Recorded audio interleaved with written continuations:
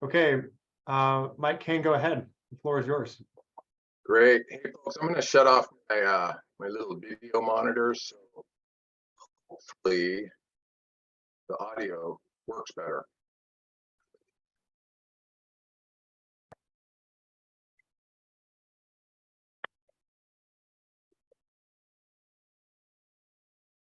And try that. Does that look like the first screen to folks? Looks good, thanks. Great. Okay, well, thanks for giving me an opportunity to talk about this project. I'm super stoked this morning to talk about this site. It's a really interesting site.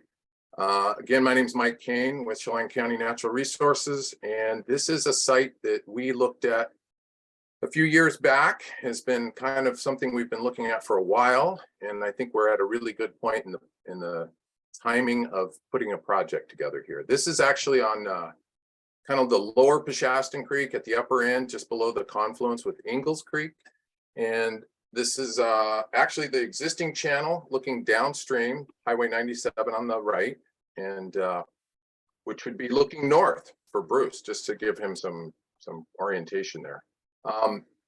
Yeah, we spent some time looking at this site a few years ago, and we're revisiting it, and I got a different option to sort of consider here. And this is north is at the upper end of the image. The site is down in the kind of the floodplain there. There's a large clearing on the left side of the highway that you can see, and on the right side there's a large open area where there's some rock pits and such.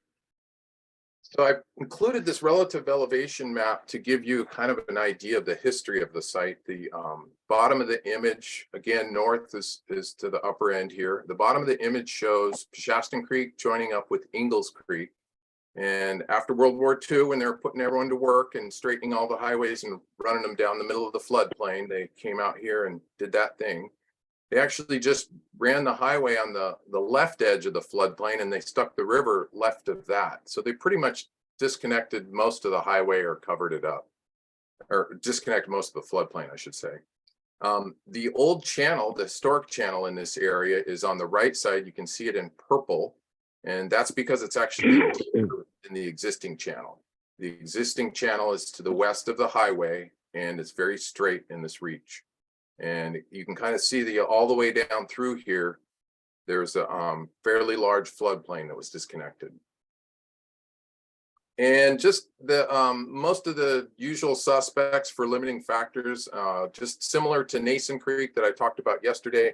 This section of Peshastin Creek has had a lot of channelization, so anything having to do with your banks and your riparian zone and your cover wood is all a mess.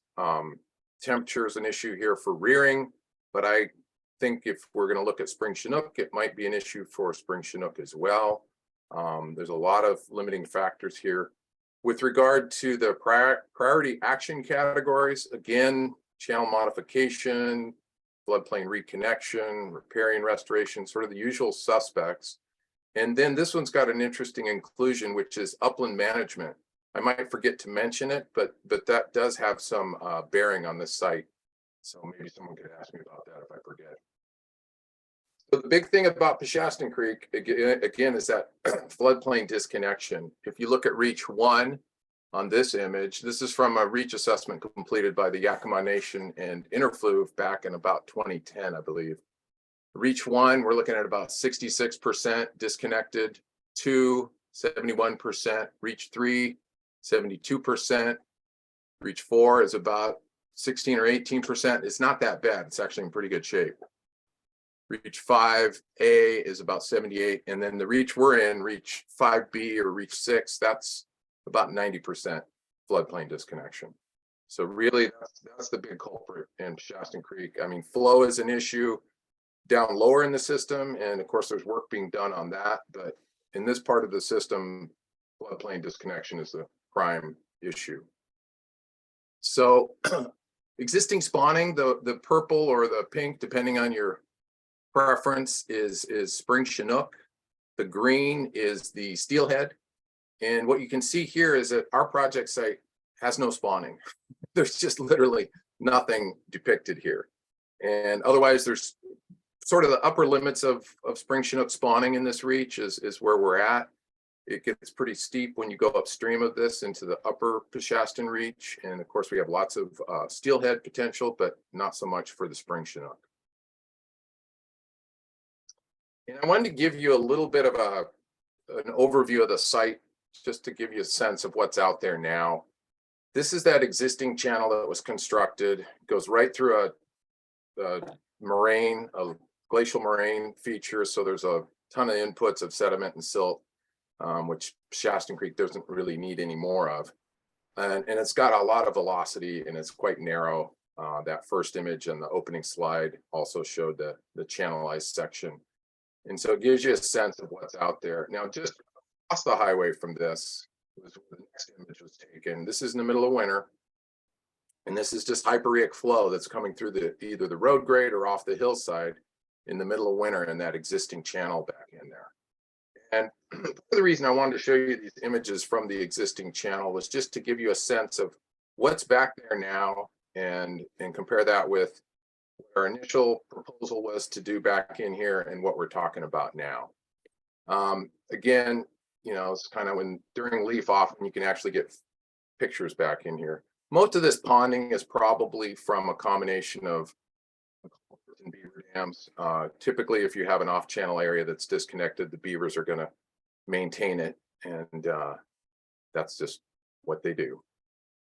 So this is kind of a busy slide, but I wanted to show you that in 2015, we had funding from RCO, and we did a baseline reach characteristics. We did a alternatives analysis, and we completed a basis of design report for a preferred design that we had at the time.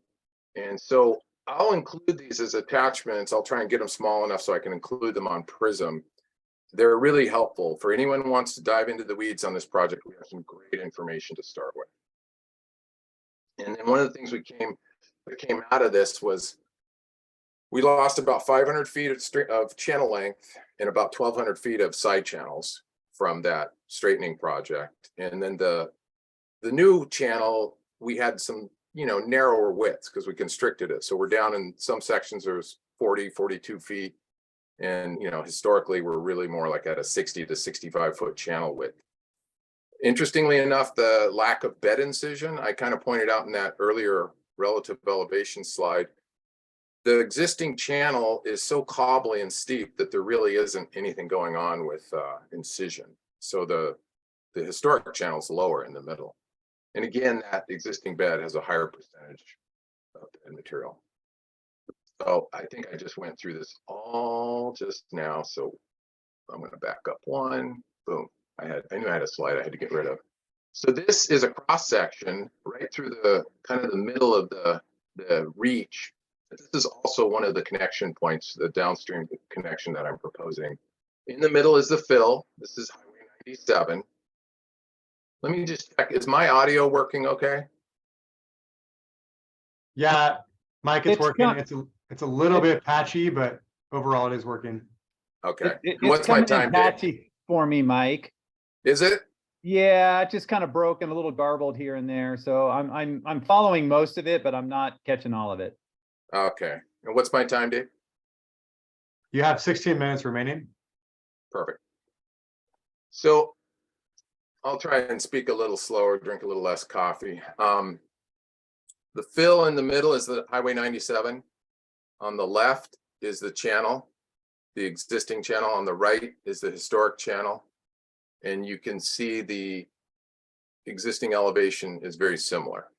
So that's the main thing I wanted to show with that image. So I already went over this. Okay, so this is just showing that coarser bed material. We don't really need to go into that. And again, here in the image, you can see that, you know, it's a very channelized straight reach. It's pretty non-fun for habitat. So lost channel length, we lost that 500 feet. We got the coarsened bed material, confined channel width. We lost the floodplain connectivity and a reduction in spawning and juvenile rearing and refugia. So it was a big impact, that project right there. So the goals, we want to restore connectivity to those habitats, we want to increase the diversity, we want to improve the floodplain function. I mean, if there's any way to get some some improved hyperrheic exchange to help cool flows and just clean things up, that'll be good. We want to increase that access, riparian habitat. And I think, this is kind of a question for the RTT and the other reviewers, but I think we want to look for an opportunity to improve spring Chinook spawning habitat. I think this is a great place to do it. What I'm not including in here is restore natural process, because you can't really restore natural process and get channel migration when you have a highway running through the middle of your project. So that's just why that's left off. I'm going to go through quickly some of these alternatives that we looked at. And what we ended up doing with this first design effort, we came with a conceptual design that we really decided, let's look at what a full, we wanted to do the full Monty, like what could we really do out here by really reconnecting this entire thing. And so this is the full channel reconnection. And so we were proposing to put a plug in at the existing channel so that it only functioned at high flows. And then we reworked and built side channels and added wood and did all this work to reconnect all of these habitats and floodplains, and then reconnect at the bottom end to see what that looked like. And that included hundreds of thousands of yards of excavation. Very big project. And this is the only price tag I'm going to include in here, but you can see it was expensive, and this is $15. And so this was, we're looking at close to 15 million just for construction. And it's really hard to talk about like what that would cost today, but I don't think that that's really the important thing. It's the question is more about whether we really want to do that level of activity. So real quick, we also looked at some additional alternatives. This one is really a high flow connection, and those connection points could be, at the time, they could have been culverts or bridges. I think that there's been a consensus that people prefer bridges. You can also see, I don't know if I pointed this out before, but running down through the channel, we have some existing crossings. So there's a bridge there that would need to go in. There's a bridge here and a bridge here. And then this would all be, construction, because this has been constrained quite a bit. This was one of the alternatives we looked at. Another one was to, rather than have your connection point up here near the confluence with Ingalls, was to have the connection point down here upstream of this crossing. This is the main crossing that is used by R&P. I don't know if I failed to mention it, but there is a large quarry, an active quarry on this side of the road. There's an inactive quarry on this side that was a washed quarry.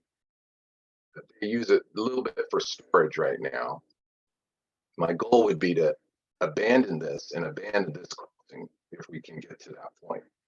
A little bit of encroachment in two spots along here. So whatever alternative we would do a little bit of work in at least two locations. But again, this is a high flow inlet, so this portion upstream, that would function as alcove type habitat. And then the final alternative 4 was a downstream only connection. So the entire thing would function as an alcove. As most of us are familiar with all of the projects we've done, this usually results in a beaver dam controlled situation, and you might end up with very limited access. So in 2018, Jennifer kind of picked this project up again because it sat on the shelf for a couple of years after we saw that big high price tag. And she started looking at it, and she came up with what I'm calling the 2018 alternative. And in this case, similar to the full project, a low flow, lots of channel work, but the downstream connection was moved. And as you can see, it's just downstream of this crossing where she had that, but it's also listed as this could be adjusted. So this was an option that she was looking at in 2018. We did go to the RTT. Oh, did you have something? Sorry, I thought you wanted something, Dave. Dave, you're muted. Sorry about that. 10 minutes, Mike. Okay, great. Okay, so fast forward to 2023. In 2022, I spent a lot of time looking at temperature issues in Shaston Creek as part of a Centennial application. And what I realized, the best thing about this project site is the existing habitat. The images I showed you earlier showed like most of that habitat is beautiful and intact and would take very little work to do. So the version that I'm looking at now is, which I think is a good idea, of course, I think I'm really excited about it, but I am looking for the input in this process, is to make the reconnection at the downstream end, upstream of that main crossing over to R&P rock that's used by many trucks a day. And then keep it to this lower, this is about a half mile of total length, this channel. And minimize the work that we would have to do in the existing channel. So all of that canopy, everything could remain. I don't even think we'd have to go build a log jam in here. I think it's all there for the most part. The downstream end, there's a ponded area. We would probably do some more work in that area. And then in the existing channel, we hadn't spent that much attention looking at that channel. I think there's real potential to create habitat there. So this is kind of the hybrid of these alternatives that I've kind of arrived at. And so what we're looking at now is, let's move forward with an option that we can all agree on is kind of the best fit. So we're going to reduce that velocity, which is a real problem right now, by splitting these flows. And we're going to improve that sediment cycling. And for fish benefit, we're going to see this change in the bed material, that very coarse existing channel. We'll be able to sort some finer material. We'll be able to add roughness. We'll be able to develop a riparian canopy. I think we could even reduce the erosion rate on that glacial moraine coming in there. And, you know, we can see some really good rearing habitat and refuge habitat. And if it's an issue, if it's a concern, I think we could have some great spring Chinook spawning. Essentially, we're looking at about 0 miles of habitat in this reach that is very functional besides migration. And what we want to do is create a mile of habitat. We want to create a half mile on one side that's good and a half mile on the other that's really good too. So I think it's really exciting to see that. I mean, it just shows you the steelhead spawning. And then at the other end on that low flow limb, the spring Chinook spawning. I think we're going to have to decide what makes sense in the process of this final design step, of this final conceptual design step, what makes sense for a low flow channel, whether it's the existing or the new, and that'll come out. Real quick, it's important. We recently met with R&P, the owners of a big portion of this land out here, and they are on board. They've got some things that they're interested in, but they like this concept that we presented. They like it better than the other ones. It's got the least impact on them, and I think they'll be a good partner. WashDOT is aware of this site, of this project. We met with them last fall. So they're tuned into it, and there's a lot of things that need to get worked out with this site, of course, but those are the two main landowners. WashDOT not only owns the right of way, but they own the quarry and another spoils location at the upstream end. So in 2019, Jennifer completed a phase 1 environmental site assessment with funding from Tributary Committee. And I think at the time she was looking at an acquisition. Some lands have recently sold out there. R&P purchased the downstream Dietrich parcel in 2020. And then I just learned last week that the upstream parcel sold. And I think the new owner, he's also a logger, dirt worker, and I think he'll be reasonable to work with. We're going to contact him as well. So there's been some new changes. There's even some changes in the Brender property. There's not a lot that we're proposing to do on their property at this stage, but they'll be important to have them engaged as well. So real quick, we're going to review the previous work. We're going to have new bathymetric LiDAR to utilize for this effort. That'll be very helpful. We want to spend a little more time on the bridge designs and make sure that we get WashDOT input. And then these new concepts that we want to develop will include roughness elements in that existing channel. We think there's a real good opportunity there. And then focusing the modeling and really we want to develop either, I don't know whether people want to still use a habitat suitability index or HSI or a life cycle modeling approach to target life history stages, but we want to make sure that we incorporate that's going to work for everyone into this stage. And boom, how much time do I got? Are you muted? 5 minutes remaining. 5 minutes. Thank you. Questions? Kate? So, Mike, I might have missed it because I am trying to suck down some coffee. Thanks for your presentation. I like the idea that we're continuing to try to figure out solutions for this project area. My one question is, if you split the flows, would there be sufficient flows during lower flow times a year for both of the channels, or are you going to just go into have one low flow channel and then the other channel go dry? Kate, I think we'll have to figure that out, but my gut right now is that we would think of that historic channel that I showed you with all the hypereic flow as operating for, 3/4 of the year or something like that. And then that existing channel would end up being our low flow channel. But I think that needs to be determined in this last process. Okay, because to me, it seems like it would be really amazing if it was flipped, where the historic Sure. channel is your low flow channel because of all the vegetation and the complexity versus the plain bed canal. Yeah. Yeah, I mean, that might be the correct, I don't know yet which is the correct answer, but I think one or the other. Yeah. Do you know what the elevation difference is between the two channels? Well, interestingly enough, at the inlet and the outlet that I have proposed, it's the same. The elevation is the same, but in the middle, that purple section that I showed on the first issue, there's like a 5-foot difference in elevation. The historic channel is 5 foot lower than the existing channel. Okay, cool. So I'll include that in the proposal. Okay, I appreciate that. Thank you. Yeah. Chris? Thank you. Good morning. And Mike, I appreciate the presentation and I might have missed it, got on a little bit late, but a couple of things. One is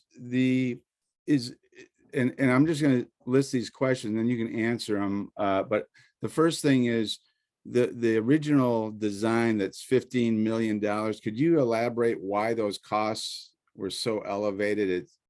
And then two, the current or elevated, I shouldn't say so elevated, but just give me a understanding of why those costs were so high. It seems like the channel was already there. We're just reconnecting, but anyway, you can answer that. And then two, the existing channel, when you're there, do you see fish in the channel? And three, I'm kind of something that kind of dovetailing off of what Kate said, is there a preference to what if you're pursuing the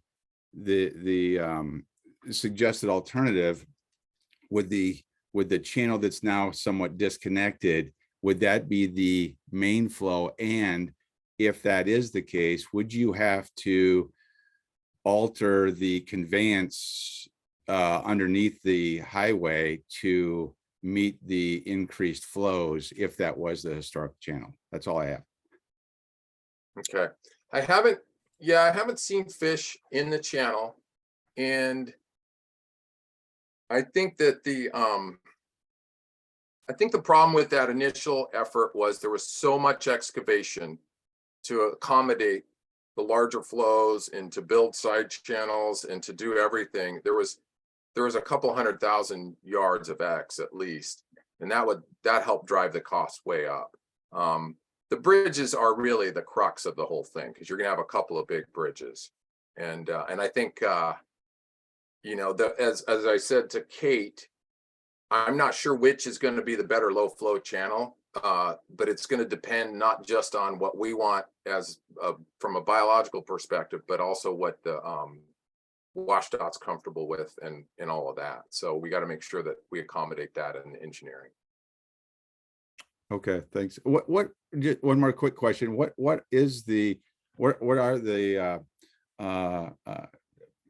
structures that allow this water to be passing through?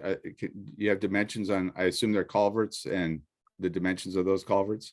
Oh, so there's only a there's only a small outlet culvert at the very lowest end of this thing. There's no conveyance into it at all from the upstream, and the conveyance is just hyporheic.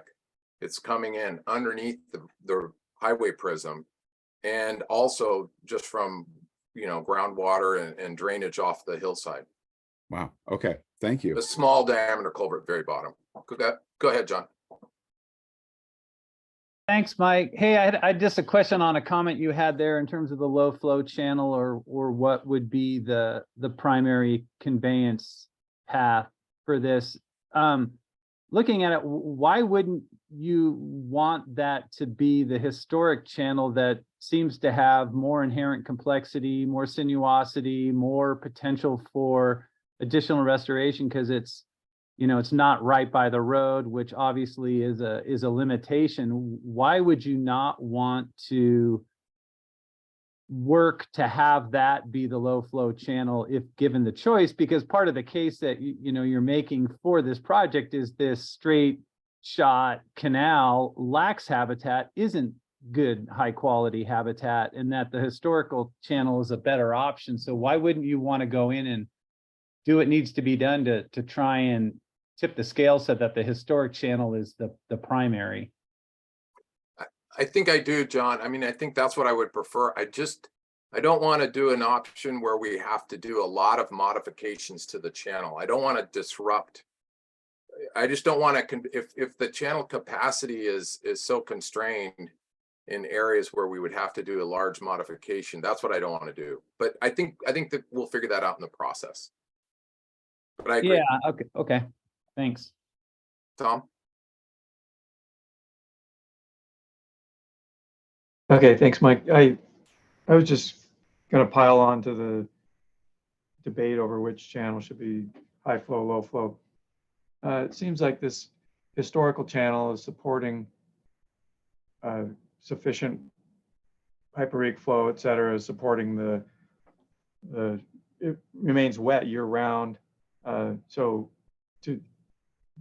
we always have this debate over stranding. We're going to design something that's going to end up with stranding issues. And it looks like whatever you do on this side, on the historical side, you're not going to have to worry about that as a stranding situation. So I guess that gives, I don't know what that does to the debate over which channel should be the high flow versus low flow. But if one channel is abandoned seasonally, it looks like the historical channel could suffer being abandoned and still support fish during that period when it wasn't connected. Yeah, I think those are some of the details I think we need to work out. I just don't know the answers, but I appreciate that perspective as well, because that's Tom, that's exactly what I had been thinking, is that the hyporheic flow in there is really amazing right now to support both low flow in summer and low flow in winter.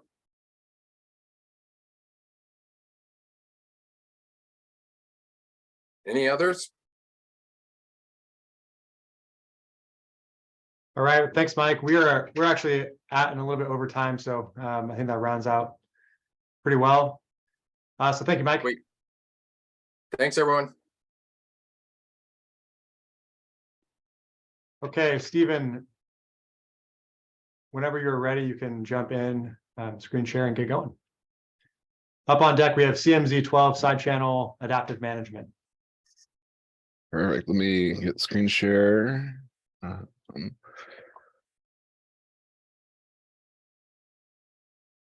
So hopefully that is the presentation slide. So yeah, for folks I haven't met in this process, my name is Stephen Lesky with Chelan County Natural Resource Department, and this is a presentation for CMZ 12 adaptive management for preliminary design purposes. So there, just to orientate everybody to the project site. for Bruce, north is the top of the photo. The Wenatchee River is flowing left to right. And CMZ 12 is at approximately about River Mile 12.8. It's just about a mile and a half or so on the highway downstream of the town of Dryden. Zoomed in photo of the project here. Our interest in this project will be the red polygon, primarily focusing in on the side channel itself. The floodplain reconnection project of the past at CMZ 13 is just upstream. And then there's a pin there for where Olalla Creek enters the Wenatchee River system via a culvert underneath the railroad grade. So as I mentioned previously, this was a component of a prior project that CCNRD did with surfboard funding. Construction was in 2008. These are the original construction designs from that project. That project focused primarily on CMZ 13 with levee breach and floodplain and wetland complex reactivation and enhancement in the upstream portion, with very little work in the side channel along CMZ 12. Primarily the work in the side channel there was to install some engineered log structures along the banks in an effort to create some pools and some scouring for fish habitat in that area. Initially, this project was designed to be activated about 6,000 CFS, so it was designed as a high flow habitat system during the flood stages. Looking back at especially last year's hydrograph, which may not be the best example given our flows last year, but the 6,000 CFS mark was only there for about 6 or 7 weeks, so not a lot of activation period for the side channel in CMZ 12. And getting into what prompted this project, this was looked at through some BPA funding we had for doing some project identification and C&D work. So right now, 10-year, well, not quite 10 years, but a while post the original project in what's been allowed to happen there naturally, the existing conditions are the side channel does not drain completely due to a topological barrier at the outlet side of it, which I'll get into in a minute. So this does create some ponding and stranding issues of salmonid species. When Mike Keene and I were out there earlier, late last summer, early fall, we did notice some salmonid species that were trapped in this side channel here. So that's a concern. The other major concern in this area is the channel geometry is pretty poor. It's very wide and shallow, which with the increase in summer temperatures with the climate change concerns will lend to some water temperature increases, which is not a great thing for the Wenatchee since it's already warming and needs some more cool water influx. Then, yeah, as stated, this project was initially designed to be activated at the 6,000 CFS mark. So this side channel is disconnected from main stem Wenatchee for the better part of the year. And these photos, these were taken last fall, right after that early snowstorm we had, just showing the amount of water that gets stuck back in that side channel with no exit avenue for fish species. And this is a photo of the outlet to kind of highlight that topographical barrier. On the left is the side channel itself. And then down on the right portion of the photo towards the main stem Wenatchee, you can see the natural outlet. There is about a 4-foot elevational difference there. So yeah, just a real positive gradient on that outlet to keep that water within the side channel and not drain adequately.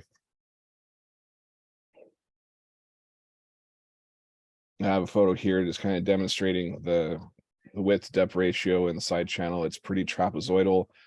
Fair amount of incisement has happened over the years. Just not allowing a lot of lower water floodplain activation. On the right side of the photo is where the gravel bar is, which would be the natural floodplain. And then also showing some of the log jams that were installed in the initial project. With the incisement that's been happening, these log jams are sitting above water level now. So even during lower flow periods, they're not contributing a whole lot to creating any scour pools and creating additional habitat for fish species within the side channel.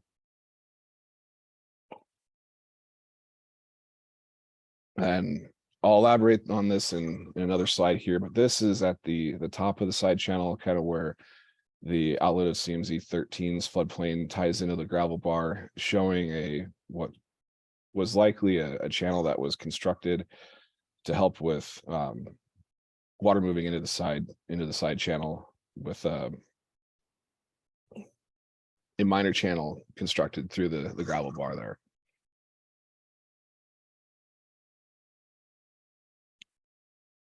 And here we have the LiDAR for the side channel. So the main thing that I really want folks to focus on here is towards the outlet side of the side channel that really shows that topographical barrier that prevents the adequate draining. So big concern for this a major focus area for this project would be correcting that barrier to allow draining. So that way, once the main stem Wenatchee does start dropping off and flows and gets towards the summer base flow levels, that the water in the side channel will adequately drain and prevent any stranding issues in that section.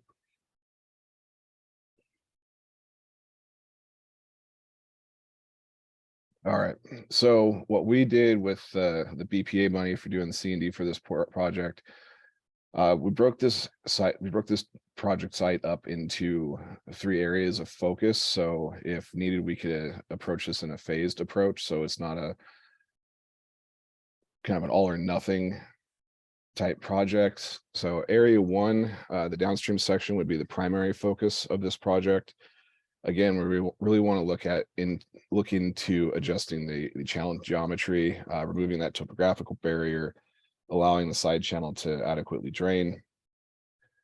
The addition of in-stream structure would probably benefit this, so we could help creating some scour pools, as well as help define a foul leg within the side channel to help alleviate some of that trapezoidal geometry that's currently going on. And then also in addition, some riparian enhancement. The site does have it's not severe, but it's not, the reed canary grass in there is an issue. So that's inhibiting native riparian habitat to establish within the banks of the side channel, and not allowing anything to provide shade to help with the water heating in the summer. Then moving into the middle portion of the side channel, the primary focus in the middle area would be to correct the width and depth ratio, adjusting that channel geometry, so that way we could get a foul leg established in there.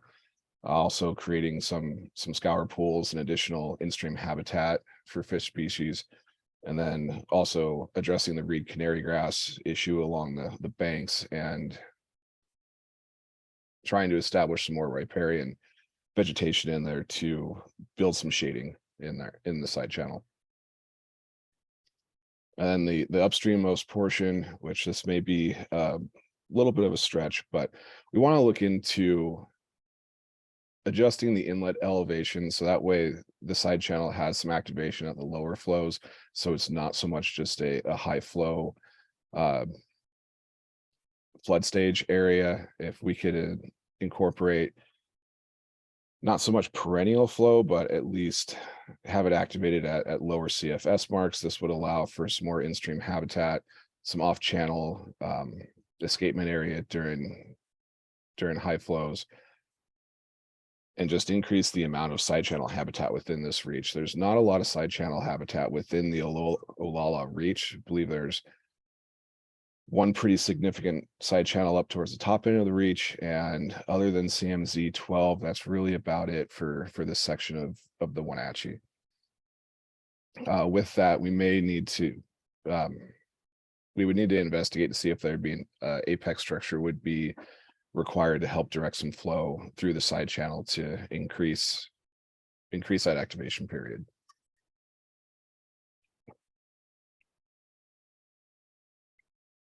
And this photo, so Adrian Rasmussen did some work back in 2015 with some cold water refuge areas within the Wenatchee and doing some water temps. One thing I want to note in this photo, the irrigation outlet labeling on the right edge, that is actually the input of Olalla Creek. As I mentioned previously, it comes in via culvert underneath the railroad grade. And a lot of that cold water is actually being directed back into the side channel with the way the ground is laid and the vegetation. So not a lot of the cold water input from Olalla is actually making it into the Wenatchee main stem. It's getting backed up into the side channel in that backwater area. In addition to that, Adrian also found some cold water seeps that were coming in about midpoint of the side channel. So with the warming issues in the Wenatchee River, issues of climate change in the future, it would be highly beneficial to the main stem Wenatchee if we could get these cold water inputs instead of just pooling up back in the side channel through the main heat portions of the summer. If they could drain into the Wenatchee and help with the temperature issues in the main stem. So again, that would be corrected by addressing that topographical barrier at the outlet end of the side channel.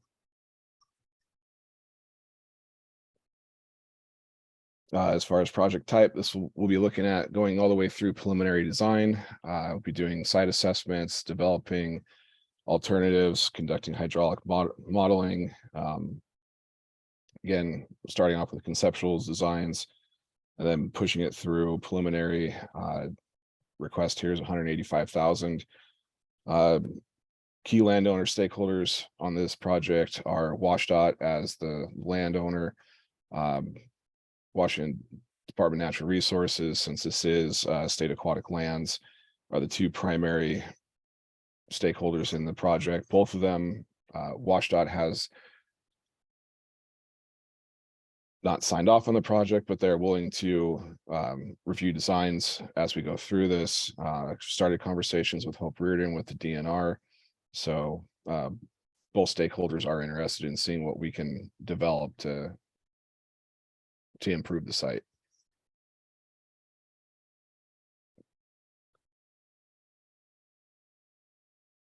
So primary focus for life stage on the project here would be summer and rearing habitat for steelhead and Chinook. The reach is a tier 1 restoration priority for steelhead and a tier 3 for Chinook salmon. And again, as far as the habitat concerns with cold water inputs coming from Olalla Creek and also the cold water seeps, this would help with summer stream temperature, the main stem Wenatchee, as well as provide additional side channel habitat and through installation of intelligently placed log jam structures, we could increase the amount of pool quantity and quality through this reach, as well as get some riparian cover established within the side channel itself. And I believe I zipped through that very quickly, so please, questions. Thanks, Stephen. Yeah, we still have nearly 11 minutes for questions. Brandon, go ahead. Hi, Stephen. Thanks for that good presentation. This is a really interesting place, given that you've already kind of identified that you have groundwater in the side channel with Adrian's work. So that's great. I would just generally urge you to look at this side channel as a groundwater resource, a groundwater fed piece of habitat, and work to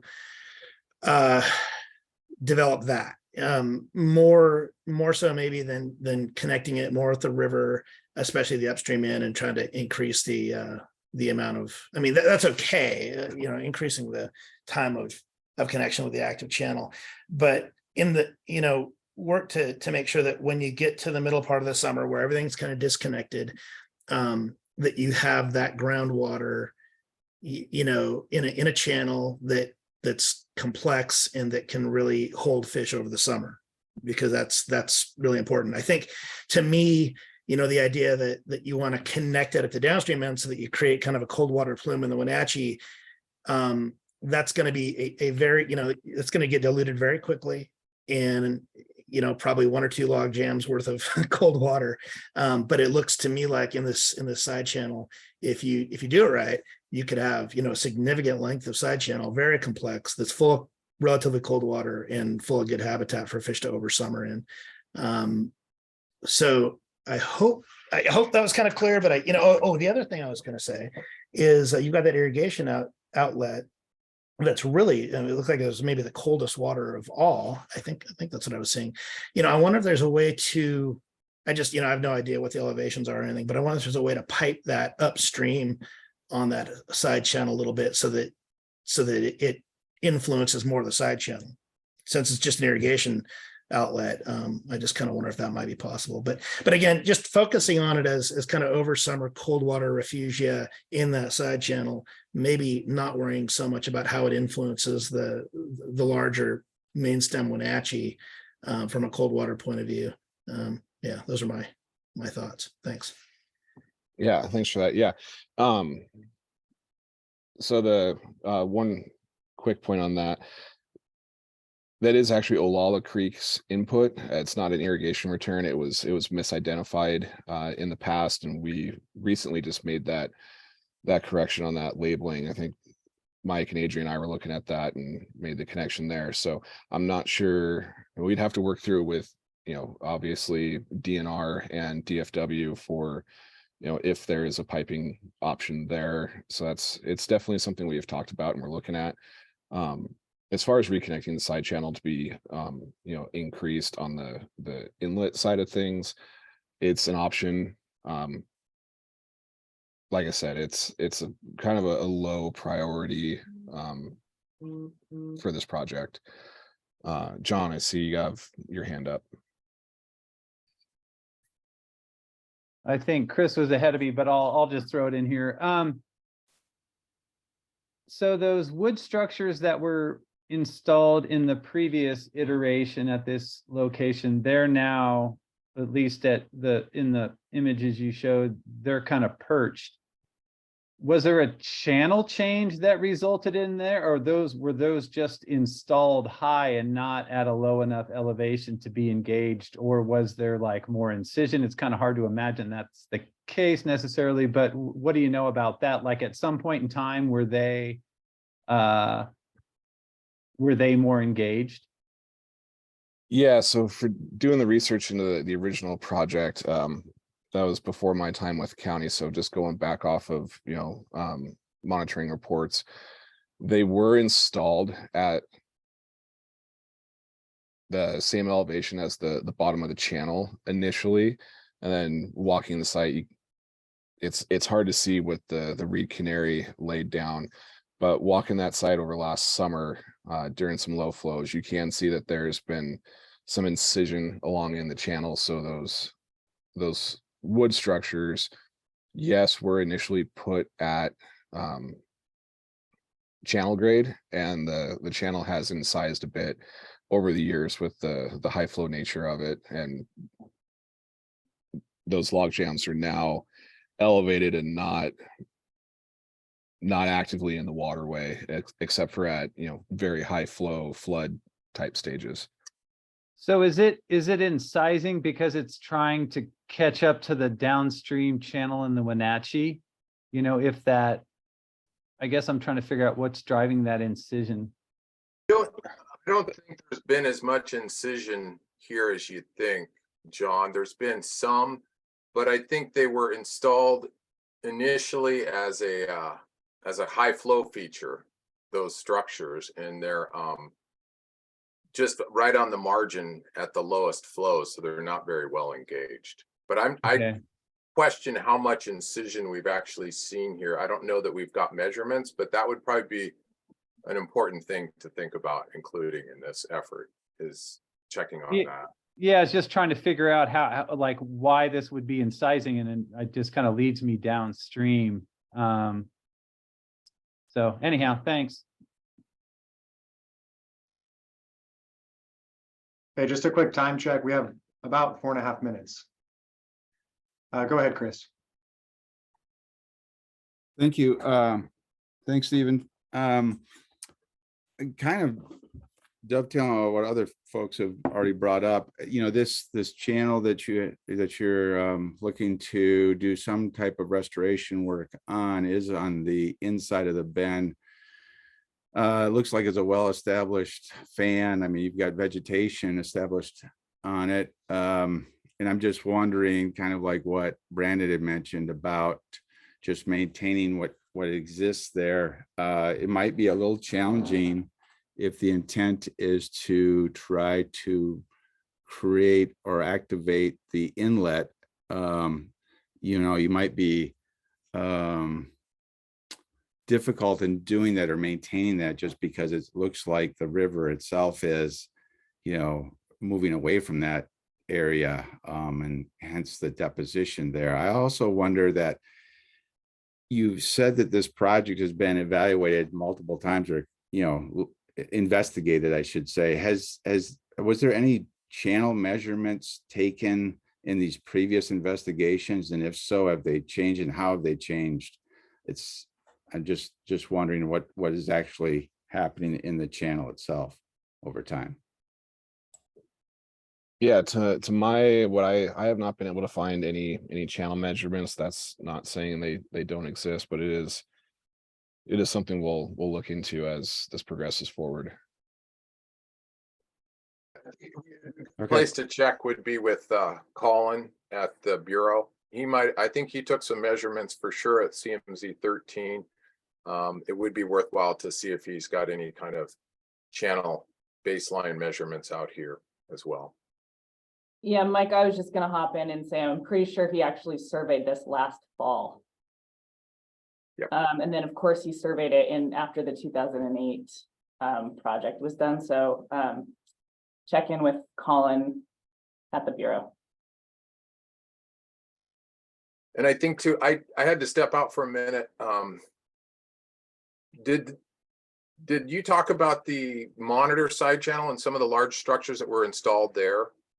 No, I did not. Okay, because I think that, and Chris, I think you're familiar with that project. That was also something that was sort of a model for what potentially could be done here. I think Brandon hit on a key point, which is the groundwater recharge in here is maintaining this thing during the summer, but it's just super exposed and just not much cover.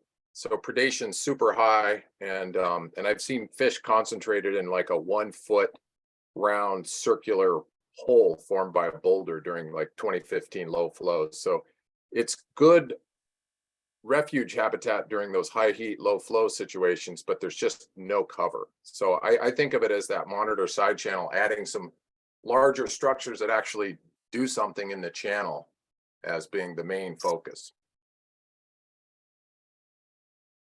So just a follow up real quick, is it, I'm looking at this image right here, and it seems like we have no riparian vegetation. Is there a reason there isn't any riparian vegetation? I mean, the channel width itself isn't very wide.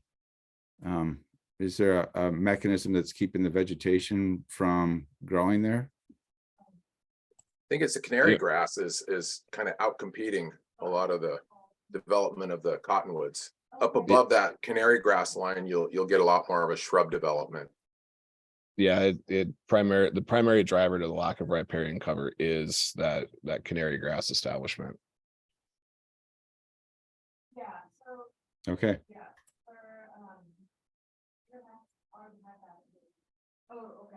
Probably have time for one more if desired.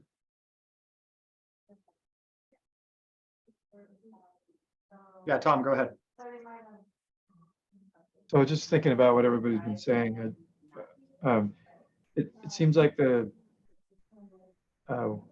objectives of creating a foul wag and creating pools is, that's great, except if you're creating pools where fish will end up having to spend the summer in a portion of the channel that's not exposed to the cooler groundwater inputs or the Olalla Creek inputs. So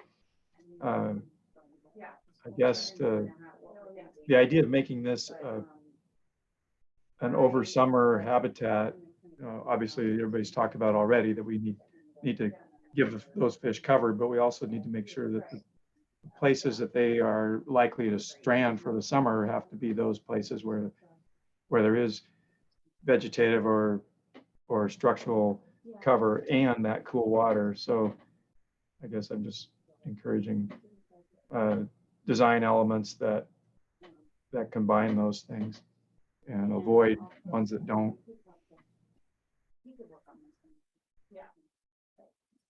His battery pack. I was like, oh, I got them at home. Oh my God, I have a back too. All right, well, great. Well, thanks, Stephen. That does round out time here for this proposal. If you're ready, we can move on to the second one of yours, the Wilson Side Channel Adaptive Management. Yeah, give me a second to get swapped over here. Yep, thanks.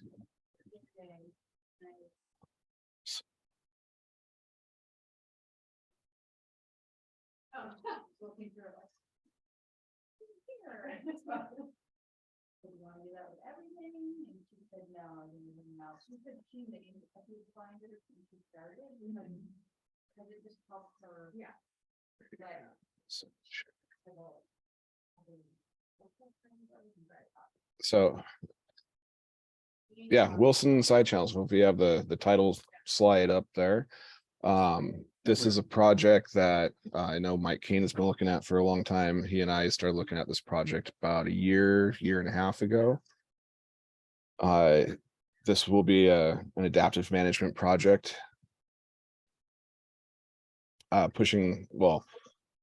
Going through the conceptual design stage.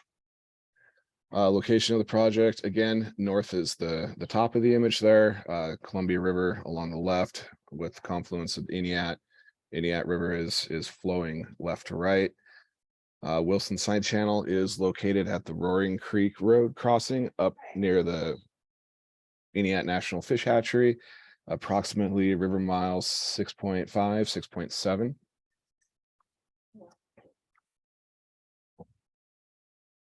This was a project that was designed and implemented by WDFW in 2004, along with in partnership with Trout Unlimited. Photo here is standing downstream of the Roaring Creek Road crossing, looking upstream at the side channel creation and the log structures that were put in place post-construction. LiDAR of the project. So as you can see, the inlet is on the upstream side, created through installing a culvert through the levee along the floodplain there. Continues downstream and passes through a series of fairly large culverts under the Roaring Creek Road prism, and then migrates downstream and connects back in with main stem Iniat, approximately river mile 6.5.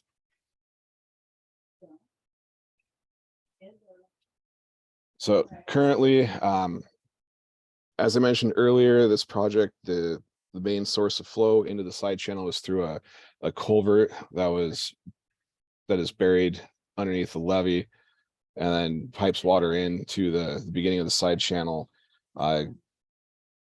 Currently, through some of the lower flows in the summertime, we experience some sedimentation at the culvert outlet into the side channel. You can see the culvert there just to the left of John Soden with NSD. This was a summer site visit 2021, I believe. Mike, please correct me if I'm wrong there. Along with the sedimentation, it's experienced severely reduced flows through the side channel. So a lot of sedimentation has happened not only at the culvert outlet at the head of the channel, but also through the upper half of the channel as a whole. So the problem with this is the original design put forth by DFW was that this would have approximately about a 10 CFS flow through the side channel through the majority of the season. And this would help the channel maintain a self-sustaining element to reduce this from happening. obviously that 10 CFS goal has not been achieved in recent years.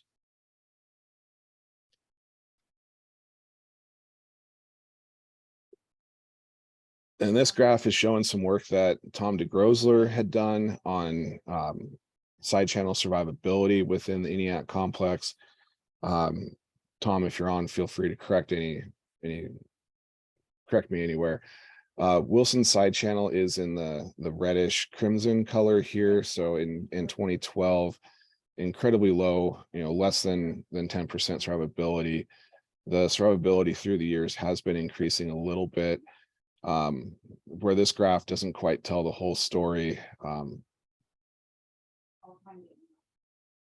Information relayed from Mr. DeGrosler is, even though the survivability is increasing throughout the side channel, there are a ton of fish that utilize this channel, and they were noting a very high amount of mortality just on the individual count numbers of salmonids within the Wilson side channel. So that's the primary driver of this project, is to obviously reduce those high mortality rates, which has been driven by the decrease in flow through the sedimentation at the outlet of the inlet culvert, and the culvert on the ENIAC main stem side has also been plugged with there's a boulder and some other debris limiting that flow as well. So this has created some ponding, which is resulting in some decreased dissolved oxygen levels, and then also complete freezing in the downstream section of the side channel below the Roaring Creek Road crossing.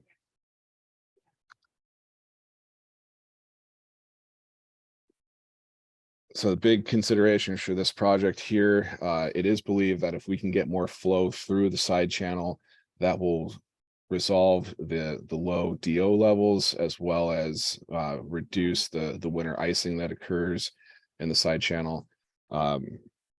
This will be obtained either primarily through increased flows with the potential for perennial flow, depending on design considerations for the inlet.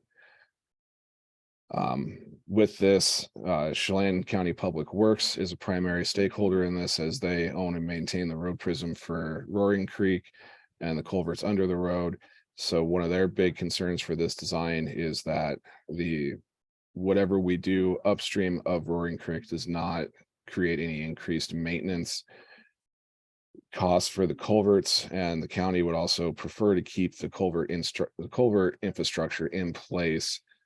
However, they are open to at least reviewing designs for a bridge or a three-sided box culvert instead of the culverts.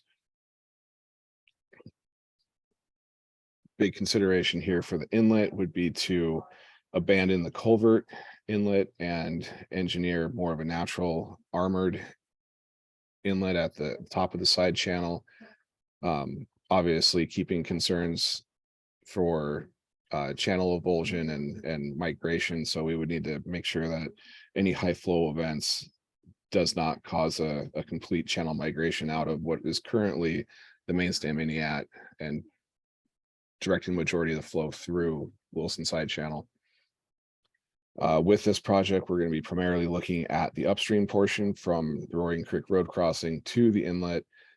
However, we will need to look at the downstream end of it as well, just to make sure that what we're doing upstream isn't being negated by any problems or concerns downstream of the Roaring Creek crossing.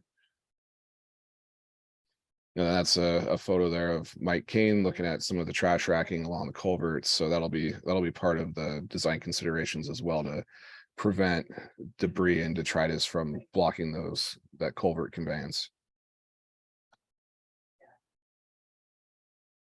LiDAR of the site. As you can see, we got some pretty good floodplain activation upstream of Roaring Creek Road during the high flow flood season. A fair amount of floodplain activation downstream of the road crossing.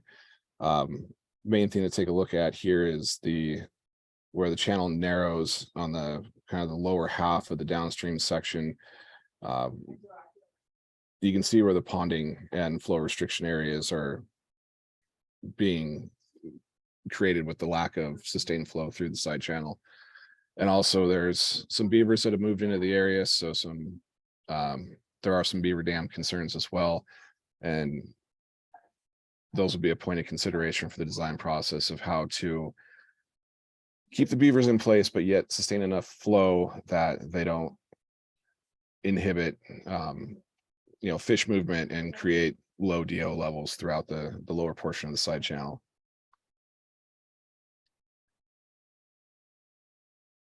Project goals for this, we need to evaluate the side channel in its entirety. Even though we'd be focusing on the upstream portion, as I said, we want to make sure that there aren't any limitations or concerns in the downstream that'll negate any benefit to modifications upstream of Roaring Creek. And overall, we need to, just identify design elements that will boost that juvenile survival rate throughout the side channel. We will be working with DFW. They are the landowner of the site, as well as with Chelan County Public Works as the stakeholder for the road prism, to review and develop alternatives. We are working with Department of Fish and Wildlife on this, so we are working through their restoration pathway, working with Amanda Barge and Mallory up in the Okanagan office. I didn't want to butcher her last name. And ultimately, as a final result of this ask, we will develop conceptual designs and cost estimates to pursue preliminary designs through the restoration pathway. So as I mentioned, it will be a conceptual design project. We'll be conducting site assessments, developing alternatives, conducting hydraulic modeling, especially for the inlet, moving towards a natural inlet instead of the culvert, and design elements to prevent any avulsion or channel migration, ultimately resulting in conceptual designs. Estimated budget for this project is just shy of $69,000. We are going to be putting this in front of the tributary committee. The preferred route for funding would be a 100% funding from tributary committee, with surfboard as a secondary option.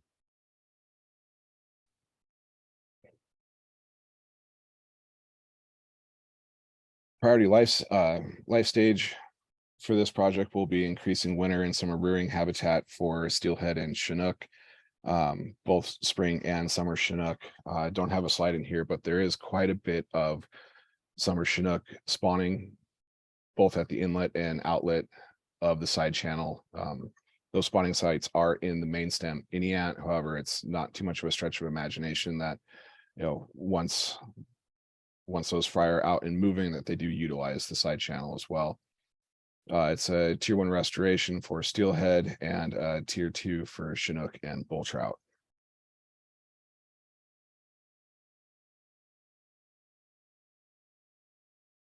So with this project being kind of kicked around for a number of years, John Soden with NSD did do some just desktop review of the project and some potential alternatives. So looking at, these are the original as-built designs with red markups for what we could do in this project. Most notably would be to abandon the culvert inlet, excavate that out, leave that channel open for inflow into the side channel, but create a natural armored inlet in the levee upstream of where the existing culvert is, while protecting the riparian and the tree structure that is along that left bank. So we want to make sure that this is kind of a lightest touch as possible, while still maintaining that kind of that 10 CFS flow through the side channel. And then we would need to remove some of the sedimentation at the inlet culvert outlet into the side channel, and then potentially also some, very precision, very spot excavation within the channel and some of riparian areas to promote flow. One proposed action immediately downstream of the culverts would be looking to, if there's any, excuse me, any sedimentation issues there that would prevent flow. Then moving down in the downstream portion, also investigate any, limitations or concerns at the outlet side that would, continue to exacerbate that ponding and stranding issue in the side channel. And yeah, just a close-up of those designs. So really want to focus on, creating that natural armored inlet upstream of the existing culvert while protecting the section of levee and the vegetation that is there currently. Excavate out that culvert, and then also leave that excavation channel open to help feed flow into the side channel itself, and then remove that sedimentation at the culvert outlet. And just a quick close-up of the outlet side of Wilson. Yeah, primarily making sure that flow is unobstructed out into the main stem, that we get a clean entry and exit of flow through the side channel. And this is photos. So this is upstream at the inlet along that levee. This is post-construction of the initial project. You can kind of see the culvert on the left edge of the photo there. So these established cottonwoods and riparian habitat is something that we want to protect through the creation of an armored inlet. And photo here, standing downstream of Roaring Creek, looking upstream. Main point of emphasis in this photo and a couple of the follow-on photos is that there is good habitat within the side channel itself. There's a lot of really good wood structure in there that can provide some refuge for fish within the side channel. It's just a matter of getting those sustained flows back through there so fish have access to those areas. How am I doing on time, Dave? We've got about 9 minutes. Okay. Again, photo looking upstream along the downstream portion. This is about 2/3 of the way down from Roaring Creek Road. Again, highlighting the wood structure and the channel geometry that is existing there currently. Again, main point of emphasis would be just getting the flow back through the side channel itself.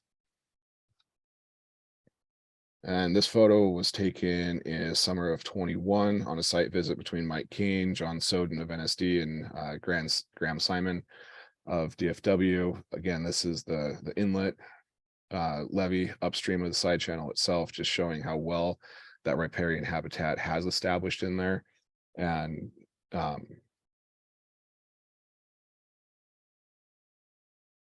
yeah, sorry.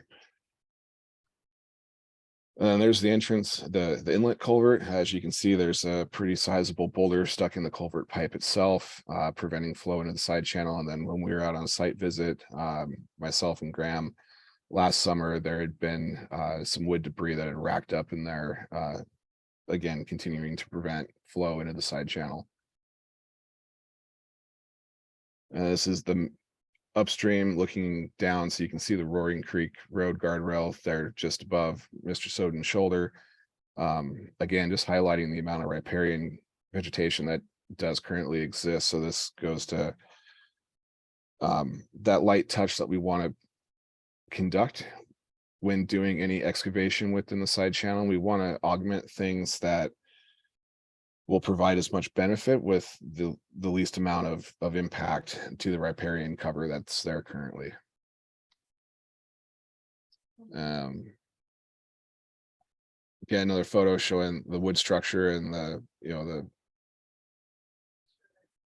habitat possibility within the side channel. Again, we just need to get flow back through there.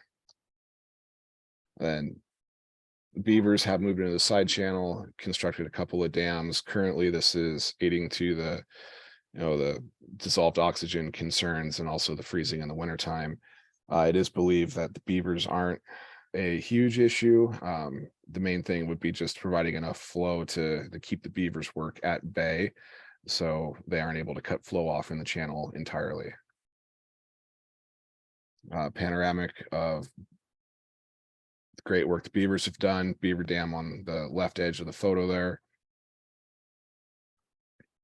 And yeah, questions, and that's the outlet of the side channel there.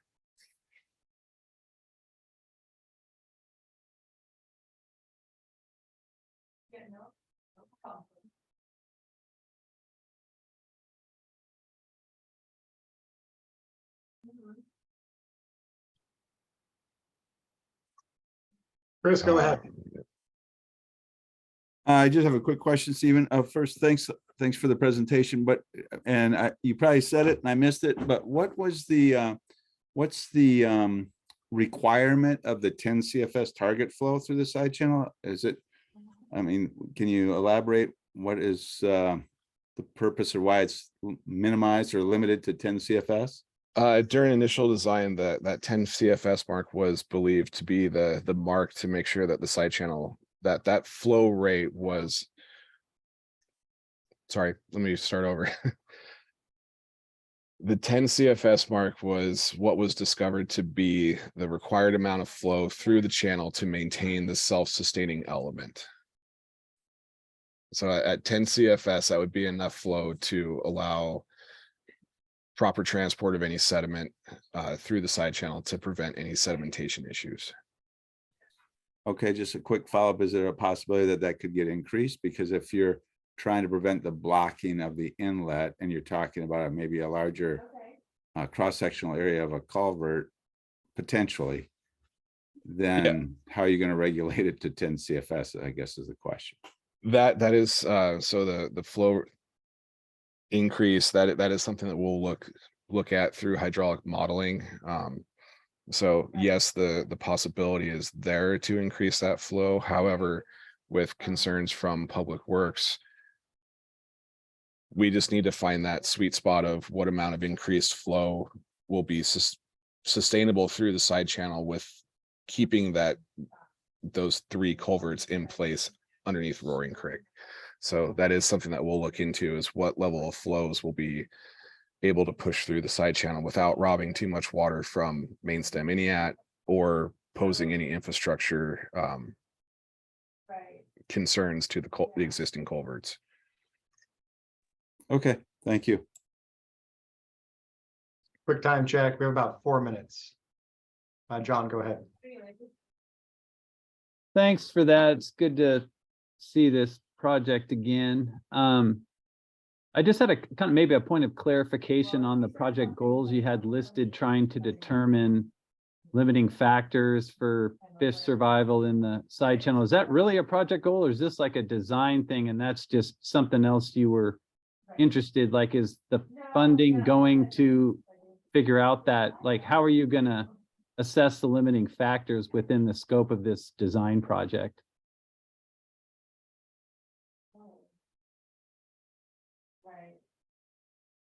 I'm gonna, Mike Kane, if you're still on, would you mind? I think the idea there, John, was really just to clarify what we think is causing this mortality. And you know, as Tom had identified in his work in this section, there's sometimes thousands of fish getting into this channel and a lot aren't making out. And so I just want to make sure that within this effort, this design effort that we're doing now, I want to make sure that the beaver dams aren't kind of what's causing the limiting factor. It's the flow at the inlet. I think that's really what that was designed, you know, included for. Yeah, I mean, I think I get it. I know that Tom's work is in there, and you know, it seems like that's a very difficult thing to do within a short time frame. And so relying on some of the work that they've been doing in this, I think should be helpful. But I guess I'm looking at this as a design project, and if you're trying to figure out fish limiting factors within the scope of this project to help you with that design, I don't really see that as gonna work out, because you'll need time to figure those things out ahead of, if you want that information to help doing the design. I mean, I get that that's important, but I guess I'm just wondering, is that like a project task within this project, or is that just something that you'd like to know? But how are you going to determine that? I guess think maybe it's that's a more- better I think it's- question. Yeah, John, I think it's more about making sure that folks like Carlos and Tom are included in the conversation about what is going on with this side channel as part of the design process. It's more of like, you know, what's the best professional judgment of what's happening here and how are we going to treat it? It's not really I think that's the wrong language that was included in the slide. Okay, Does that yeah, make sense? it was just kind of a point of clarification because that's a whole project in and of itself. But does it make sense what I'm saying about including the biologists within this design effort? Absolutely. And, you know, I think you're on the right Yeah. track with getting, the first thing is kind of maintaining whatever's functional in there. And it looks like there's a lot of good habitat available. And to me, I look at this and did when it was brought up, I think a year ago, it's just like kind of just add water and you may be on the right track. So I'm hoping that the effort will be able to get that, because I think there's a lot we stand to gain from implementing this project. Yeah, and it's the 3 culverts under the right of way that are kind of our main limiting factor right now. We don't want to create an avulsion through here, and so that's going to limit. I think that's going to be driving the CFS that we can bring in. I think that was one of Chris's questions. It was just, you know, what we can pass through those culverts and trying not to disrupt the existing good functioning habitat that's there. Yeah, and in a way, I guess I look at some of these things that there are constraints to what you'll be able to do. And if you can identify what those constraints are, and then you just try and accomplish what you can to get water in there and prevent avulsions. And, you know, it's hard to imagine this being something supernatural and process-based. You know, you're going to have Exactly. some hardened structures in here just because of the location of this side channel. But given those constraints, I think there still is a lot that can be done to get water in there. Definitely. All right, well, great. Well, thanks, Stephen. I believe there was one question, but it looks like that hand went down. So I'll pause just for a second in case there was one more. Otherwise, great. Yeah, thank you, Stephen. Great work. Yep. Thank you, everybody, for your time. Okay, Ali, when you are ready, go ahead and share your screen and you can take it away. Okay. Can you hear me okay? Yep, yeah, we sure can. Good.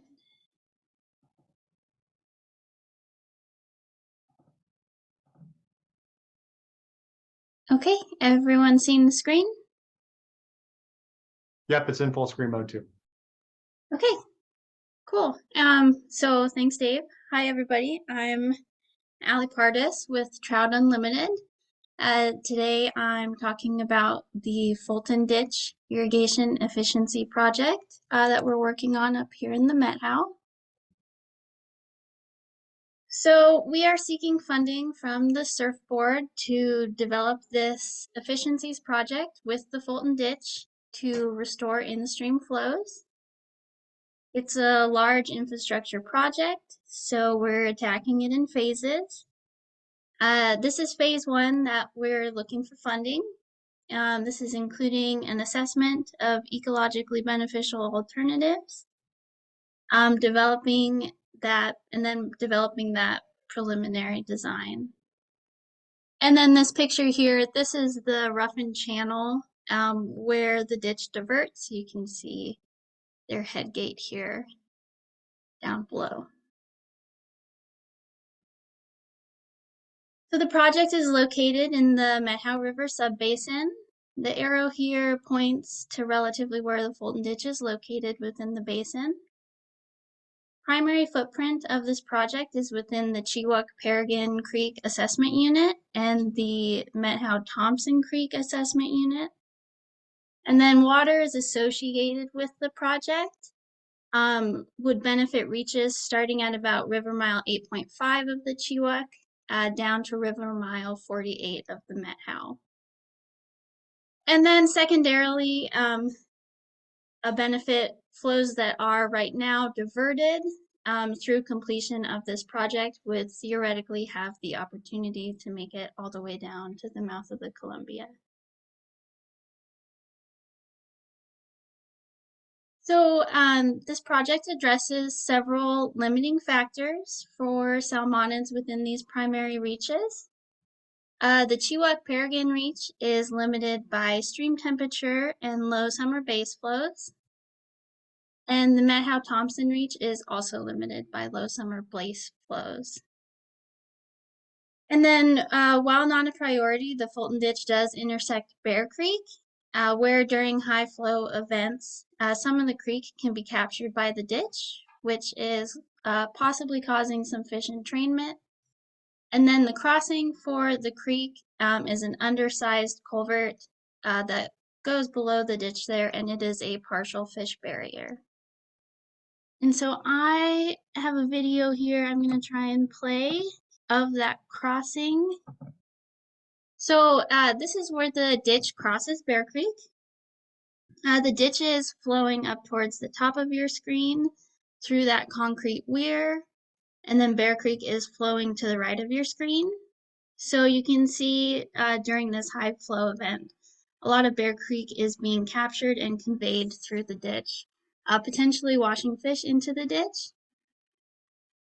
And then another limiting factor, you know, a lot of these open ditches and canals are vectors for non-point source pollution and warm water being dumped into our aquatic systems, where those tailwaters and bypasses are releasing that excess water. Okay, so low flows and temperatures have been identified as limiting factors for salmon and steelhead recovery in multiple status and prioritization efforts. So we tend to see decreased habitat quantity and quality where flows have been augmented. And then there are fish passage issues associated with low flows. Overall, low flow limits productivity, recovery efforts, and it stunts our watershed processes. So here's a look at the Chewak River hydrograph. This is May through October of last year. And this is the USGS gauge in Winthrop, which is below where the Fulton Ditch diverts their water. You can see as we head into August here, we're getting our typical declines in stream flow later in the summer. Then we have these kind of abnormal peaks. And this is where the ditches are either reduced or shut off. I've highlighted September 30th here, where our CFS was right around 64. The target in-stream flow for the Chewak is 80 CFS.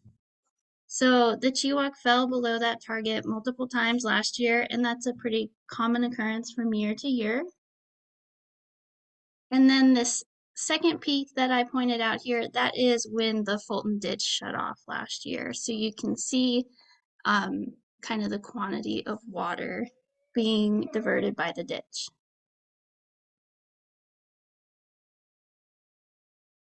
Okay, so how do we address these limiting factors? Within the Methow, the majority of water diversion occurring in the late summer is for irrigation purposes. So working with these irrigators to improve their systems and dedicate water savings to in-stream flow can help address those in-stream flow needs, especially later in the summer where irrigation demands are high. So implementing in-stream flow projects helps promote watershed processes, especially in conjunction with all of this great habitat work we have going on in the region. And that has been identified as a critical aspect in recovery efforts. So here's a look at those assessment units. The Fulton Ditch is the red line here in the middle. And the river miles mark that primary beneficial reach that I talked about earlier. We can see the restoration tiers for spring Chinook and steelhead in the Chewak AU are tier 1, and then tier 2 in the middle Methow AU. So these reaches are supporting springers, steelhead, bull trout, and then many other of our native aquatic species like West Slope cutthroat. There are lamprey reintroduction efforts going on. So they serve as a migration corridor into high intrinsic potential areas and then rearing and spawning habitats. And this reach of the Methow-Thompson also supports summer Chinook spawning. These are the objectives of this project, to restore in-stream flow and improve water quality, to in turn support those stream channel processes critical to salmonid life history. So this project works with the Fulton Ditch Company to improve their aging infrastructure and water use, and then dedicate those water savings to in-stream flow. We're also seeking to just promote overall resilience. So as we see shifts in the hydrograph towards lower flows and more frequent and persistent droughts, efficient water resulting from in-stream flows are going to develop more resistant and reliable systems for both people and fishes. So this is the climate change suitability risk from UCSRB. So you can see the Chiwok there in red is high risk. It's a relatively warmer system, so keeping more water in stream is going to be really beneficial in buffering against those risks from climate change. And then the Methow there is a moderate risk, so same deal. More in-stream flow is going to help buffer against those higher temperatures and lower flows that we expect under a changing climate. Here's a look at some details of the Fulton system. So the ditch diverts up here at the point of diversion. It's right around river mile 1.1 of the Chiwok. It then flows for about 4 miles. It crosses the Chiwok River via a siphon underneath the river right in town here. And then it's going to flow through the town of Winthrop and then on into this residential and agricultural area west of the Twisp-Winthrop East Side Road. Here's that Bear Creek crossing that we looked at earlier. It is a primarily earthen ditch, and the ditch is typically diverting about 14 CFS from May through September, but their consumptive use is much less than that. So consumptive use being the amount of water they're actually putting towards a beneficial use. And that does still account for some on-farm inefficiencies, but over half of the diverted flow through the Fulton is lost to conveyance and seepage.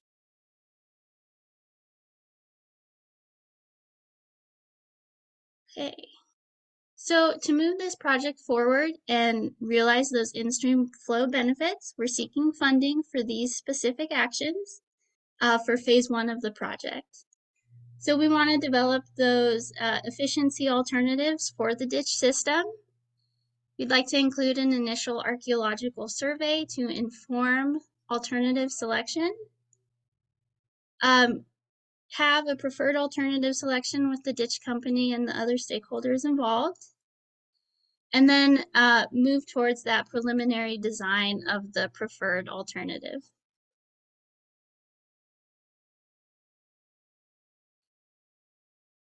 So here's just kind of a rough timeline, starting with the preliminary design development in the fall of 2024.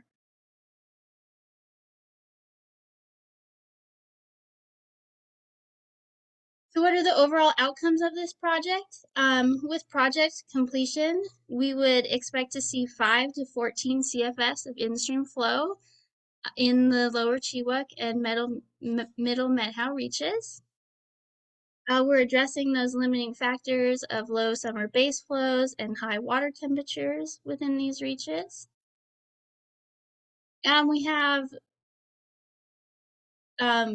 would be addressing those issues at the Bear Creek Fulton intersection, reducing the canal tailwater inputs, and overall improving inefficient and aging irrigation system to promote drought resilience.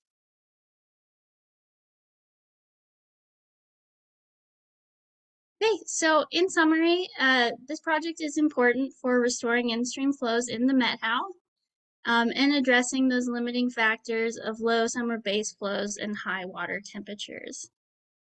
We have great partners. The Fulton Board is really motivated to pursue and support an efficiencies project in exchange for dedicating water in stream.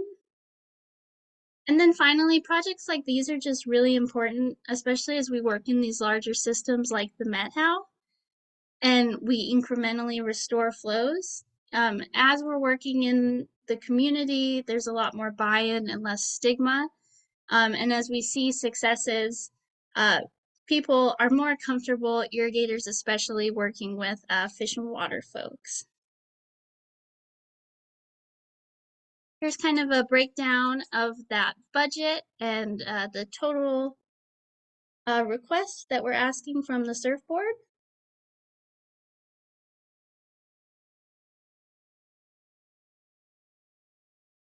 And then with that, I'm happy to answer any questions. And thanks everybody for being here.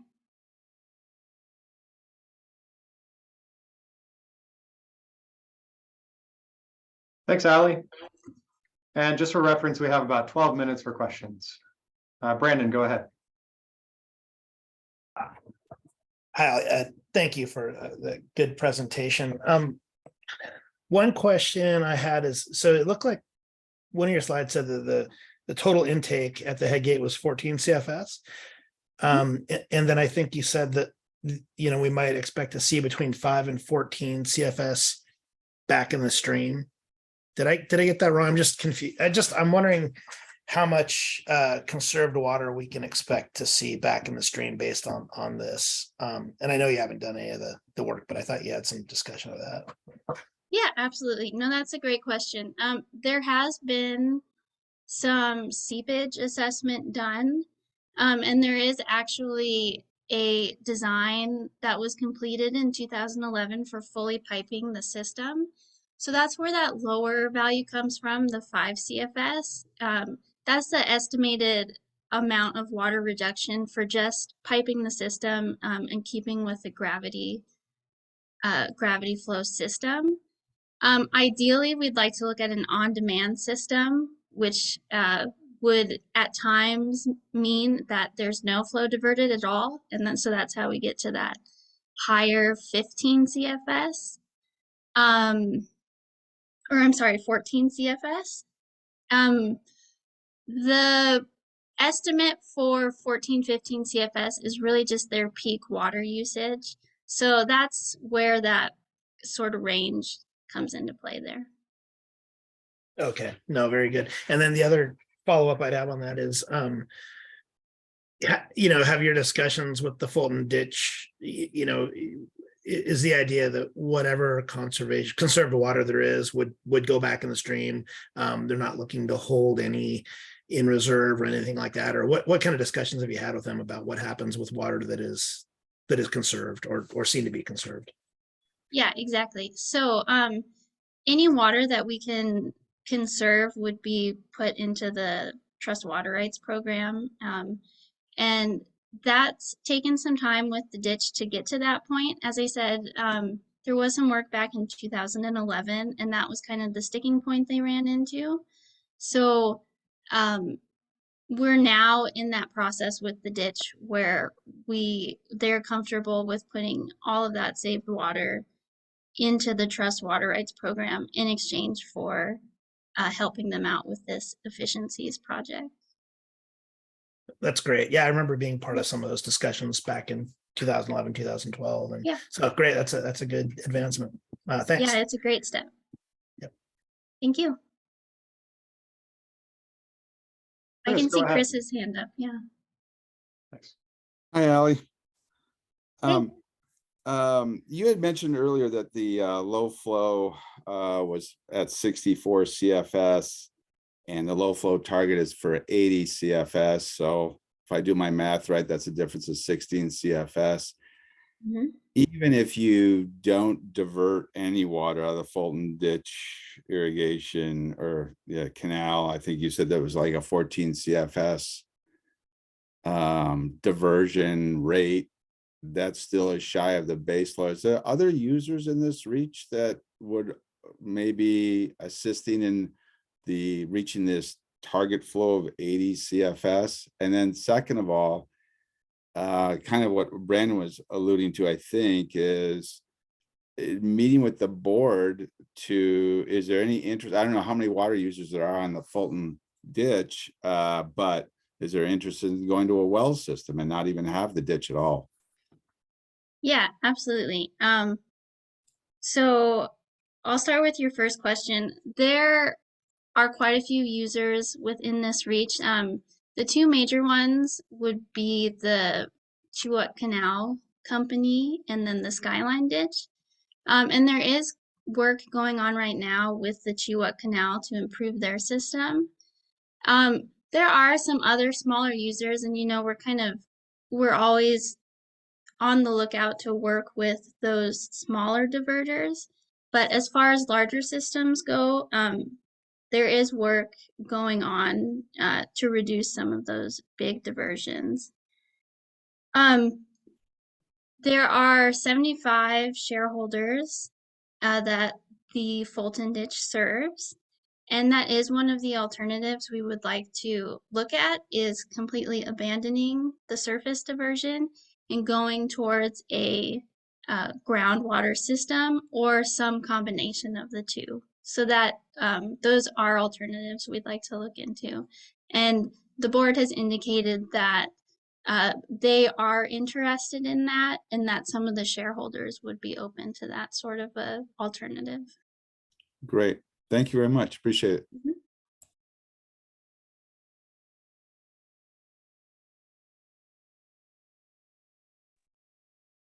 We still have about 6 minutes, so plenty of time for other questions.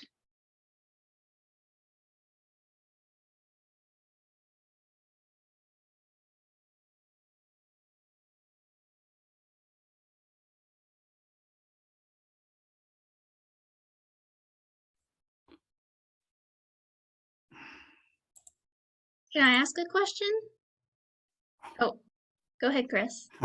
I was going to follow up. So you had mentioned that the Fulton ditch is all earthen. Is that correct? It is primarily earthen.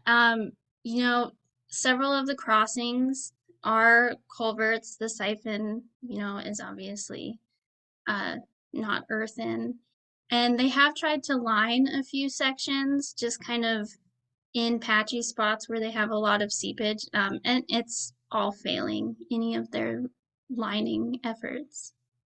And do you have an idea what maybe you touched on this and I missed it, but what is the efficiency of the culvert? I mean, how much water loss do they have throughout It's the 4 miles?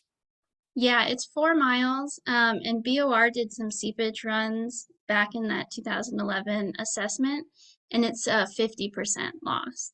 Okay. Mhm. Okay, thanks.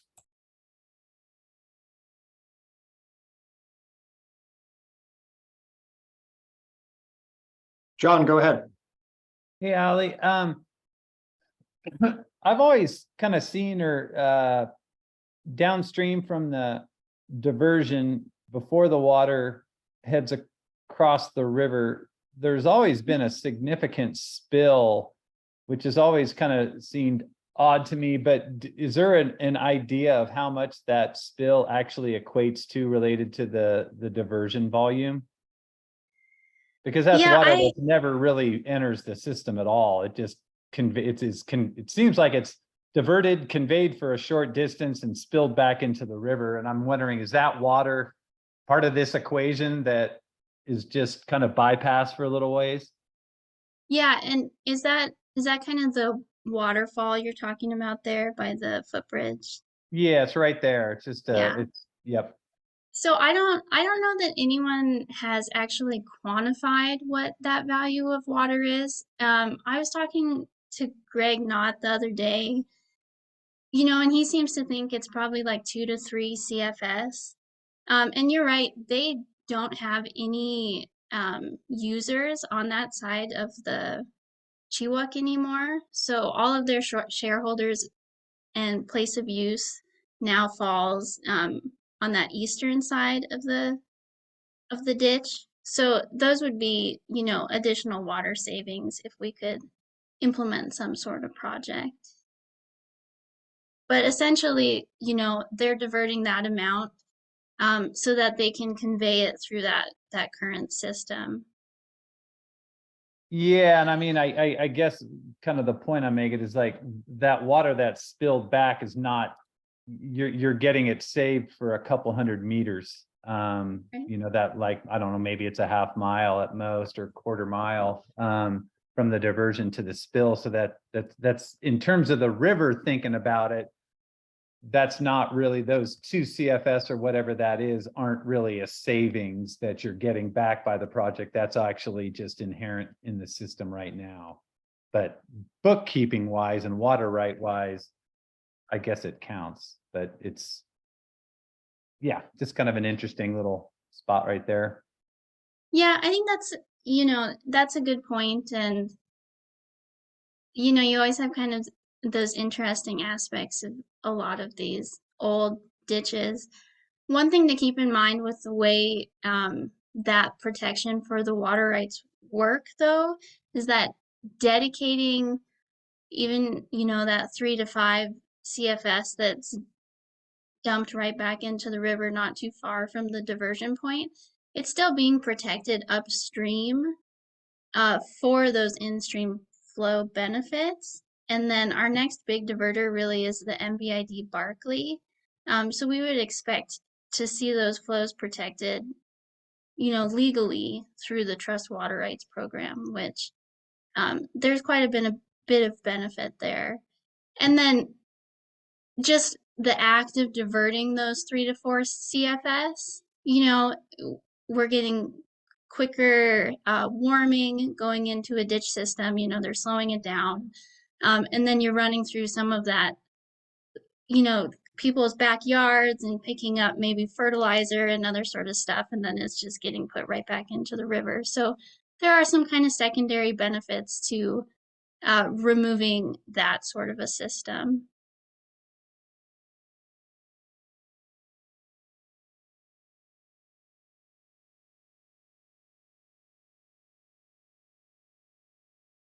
Allie, there's about another minute. Do you have a question you wanted to ask to the other reviewers? No, that's okay. I'm good. Okay. Chris, go ahead.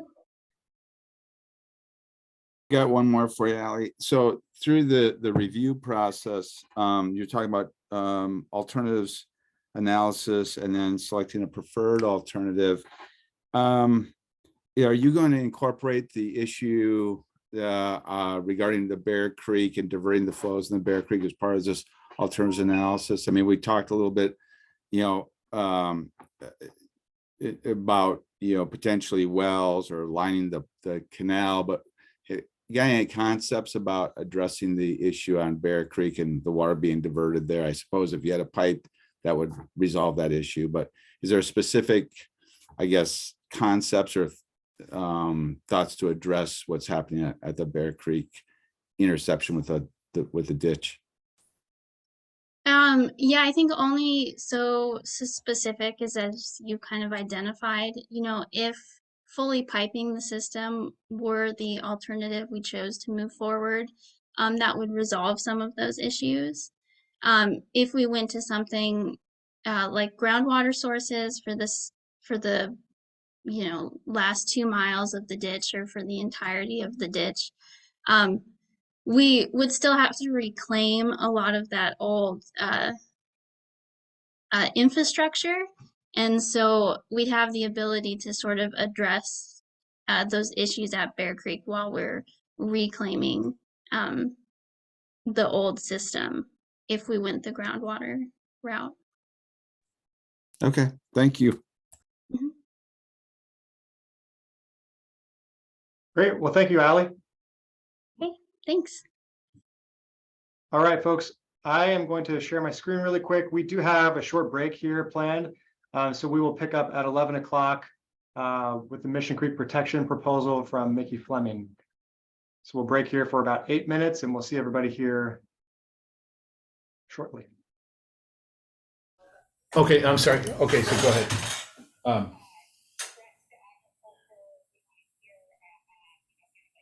Hey, Dave. Mickey here. Hey, Mickey. I'm just gonna go ahead and see if I can share my screen to get ready. Okay, sounds good. Okay.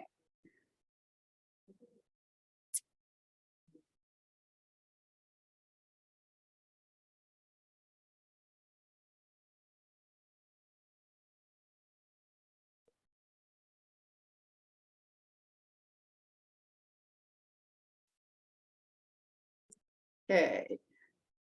I've got a whole lot going on here. Not what I want. So let's see here.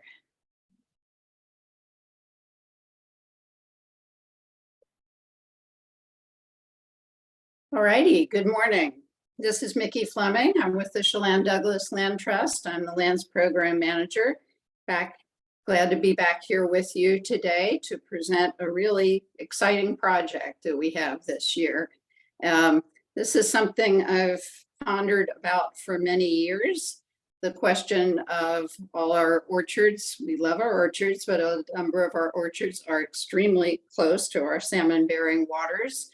And what is the option to do with these lands and for these landowners other than convert them to residential housing? So the land trust portion of this project is our traditional protection function, either in fee or conservation easement acquisition. But I want to emphasize that what this is really, it's part of a much larger concept that I'm referring to here is really a comprehensive approach, holistic approach to addressing multiple limiting factors in a stream with permanent protection, with not just as in Allie's presentation, increased efficiencies, but rather complete removal of the water diversion and enabling restoration throughout the Mission Creek, several miles. Okay, so let me tell you about phase one here. Now let me try to advance my slides. Now that I'm here.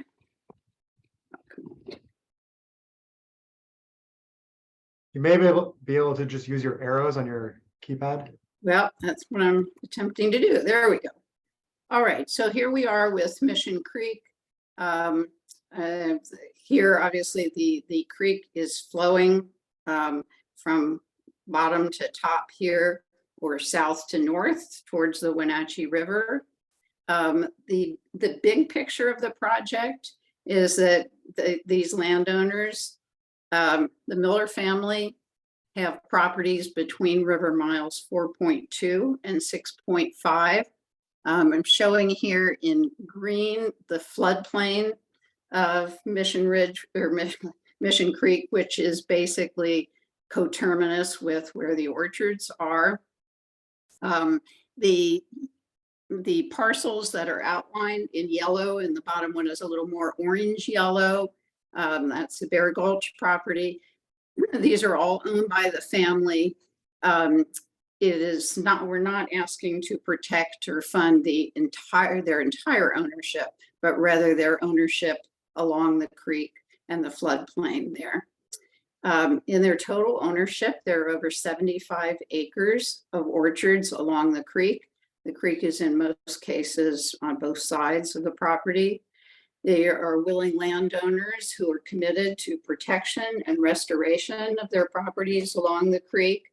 In the picture at the bottom right, this was an article from Good Fruit Grower. You see Carrie and Cameron Miller, the brothers, and their cousin. This also gives you a little bit of view what Mission Creek, the valley looks like there. It's a very narrow valley that goes abruptly upward from the valley wall. These landowners are leaders in the high up growers community. I point that out because this is a number of very influential growers who have water rights along Mission Creek, along Peshastin Creek, up along the Wenatchee River. And I think this is a real model for future projects. All right, so I referred to this as phase one. Phase one would include the northernmost of the Miller Orchards properties. There are 3 parcels here. That's outlined in red, what we'd be talking about along the creek and where the orchards currently are. These are listed in the prioritization as tier 1 priority for restoration and tier 2 for protection. This is primarily for steelhead. There are also smaller number of spring chinook and some coho. There is a pit tag array at the bottom of Mission Creek that is logging these fish in the creek. And as we can see very obviously, there's agriculture that's been here for most of 100 years. The creek has been modified to serve the agriculture. And frankly, the marginal benefits of agriculture have had really disproportionate environmental detriments. Among those detriments, of course, is the water that is diverted for irrigation, the straightening of the channel and incision of the channel. I've been told by multiple people that in the 1940s, when there was flooding in Mission Creek, they literally drove dozers through the creek to realign it, if you will. And as you can see on the map here, on this map, I'm showing obviously Mission Creek Road, that's in white, and then the stream and its 100-foot buffer on either side under the environmental designation. So you can see that the creek has been either shoved up against the road on one side or shoved up against the toe of the hill on the other side. As a result, excuse me, also of the orcharding activity, the riparian vegetation is very much confined to a few feet, really, on either side of the creek. And in some cases, it's up against the road as well, so very narrow there. And of course, there are agricultural chemicals used in connection with the farming, with all the efforts of the landowners to avoid spray drift and things like that. There's still obviously infiltration of those chemicals. So as a result of that activity, the stream has an unacceptable summer base flow. It has unacceptable floodplain connectivity. There is essentially no off-channel habitat. The riparian canopy cover is also listed as unacceptable, and the stream temperatures are a concern. This part of Mission Creek does not run dry, as I understand. That does apparently happen in some lower portions. There's continuously flow here, but what we're seeking to do is to have more flow. Okay, let's go in here. This is giving you an example here of exactly what I was talking about. I took these a couple of days ago. I'm essentially standing at the same spot, looking downstream on the left-hand side and upstream on the right. So on the left-hand side, you can see I'm standing almost on the road. The stream is right in front of me. You can see the pear orchards with the kaolin on them, white in the background, and then the land rising quickly from the valley wall in the background. On the right-hand side, now I'm looking upstream, and you can see the valley wall even more quickly rises on that side. This to me is a real example of where this stream has been completely straightened. It runs straight along the road up there for quite a while. So, so here on the next slide here, you can see specifically on the left, where there are currently 2 diversions. These diversions serve this 25 acres of orchard. The conservation easement would include about 40 acres of land from one side to the other, basically. And you can see from the location of where the stream is that there would be plenty of available spots there for residential housing when the orchard came out. This is between river miles 4.1 and 4.9, as it has about 0.77 miles of Mission Creek on both sides. So how we accomplish this comprehensive approach is that Chelan County is currently working on buying the water from the Miller brothers that is attributable to these 3 parcels. That water purchase is being funded through the Department of Ecology. It is not, we're not seeking funding for the actual acquisition of the water through this grant. It's my understanding from my computer that funding for the water from Ecology specifically requires that no less than 1/3 of the water go back to in-stream flow. It can be up to all of it, but that's part of their transaction, how much of it does that. Of course, on the ground in this location, what it means is all the water that was being taken out of those diversions that are being removed, as long as there's not housing going in to replace it, goes back in the stream at that location. The landowners themselves will remove the orchard. Again, they're not asking for funding to do that. They would do it themselves. They're quite capable of that, which is a significant amount of work. And the land trust function, what we would do as part of this project is we would acquire a conservation easement permanently protecting Mission Creek in these 40 acres completely from residential development, and of course enabling restoration to follow, which is one of the main purposes, of course. And the great thing about this is that we can specifically draft the easement with the Miller brothers to allow those restoration actions. So there won't be any question in the future of whether that can be done.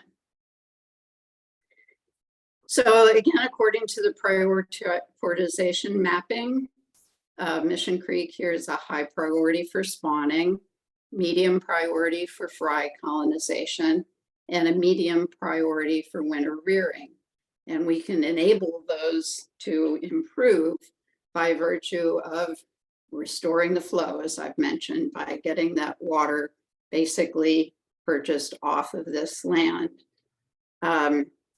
The brothers say that they're pumping water out May through October, is 5 to 6 month period, including, of course, the high temperature times that are the most difficult and the lowest flow at about 120 gallons a minute.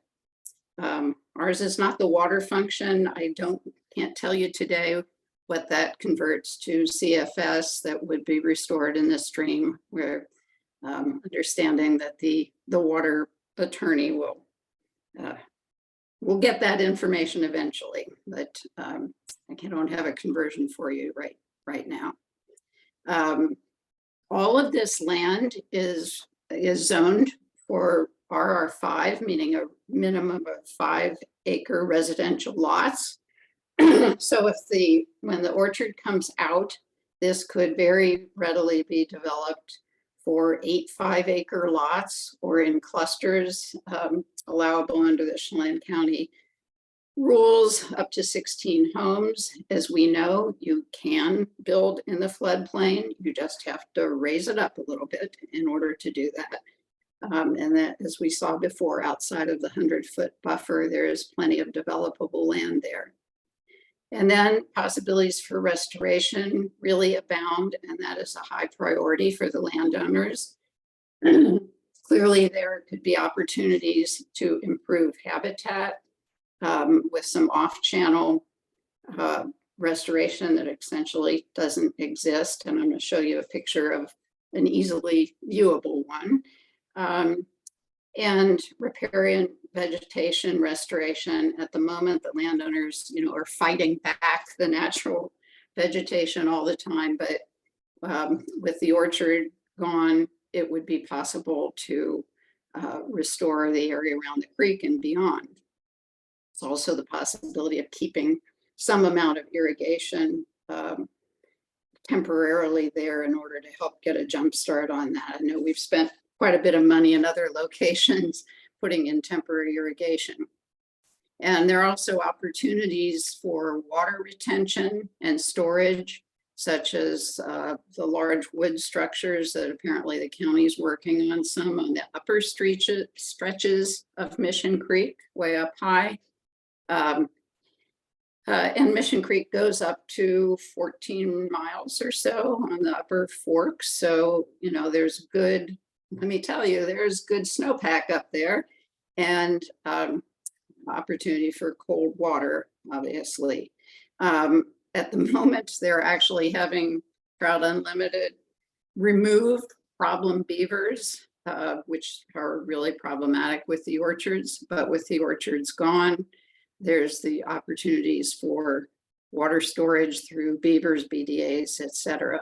So those opportunities would be there.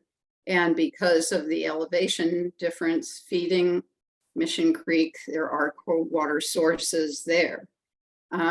Just showing you the data here for a few of those that are above this location. The East Fork of Mission Creek, the Sand Creek, and Bear Gulch being the primary tributaries there. And this just gives you an idea of where the confluence is of each of those tributaries and the current modeled temperatures and projections. And we would certainly hope that through these restoration activities, we could mitigate somewhat those projected higher temperatures. This is all the Northwest Stream modeling. And I was able to see one of these, not one of these, it's actually a smaller tributary, but right where I took those pictures below it, before at the lower end of the property, there was a stream just gushingly entering Mission Creek at that point, coming from what they say is Sherman Canyon. Okay, so I just wanted to talk again about sort of the bigger picture. As I've said, this is phase one, which are the northern 3 parcels. These are the Miller family's remaining parcels to the south. These are between river miles 5.4 and 6.5. There is one intervening parcel with different ownership, but it's actually property that they currently lease. So whether that might be feasible to include is also a possibility, but I'm only showing here the additional properties that are owned by the family. These constitute another 1.93 stream miles approximately, again, both sides of the creek in most cases, and approximately 50 more acres of orchard, a corresponding additional amount of water, and additional habitat opportunities to be gained from acquisition of water, removal of orchard, and permanent conservation of the land prohibiting development. Again, as we said, for each that suite of actions, there can be significant impact for increased flow and improved habitat. And frankly, if you don't protect it, you're just going to have homes instead of the orchards, and those have at least, if and sometimes more detrimental effect than the agriculture.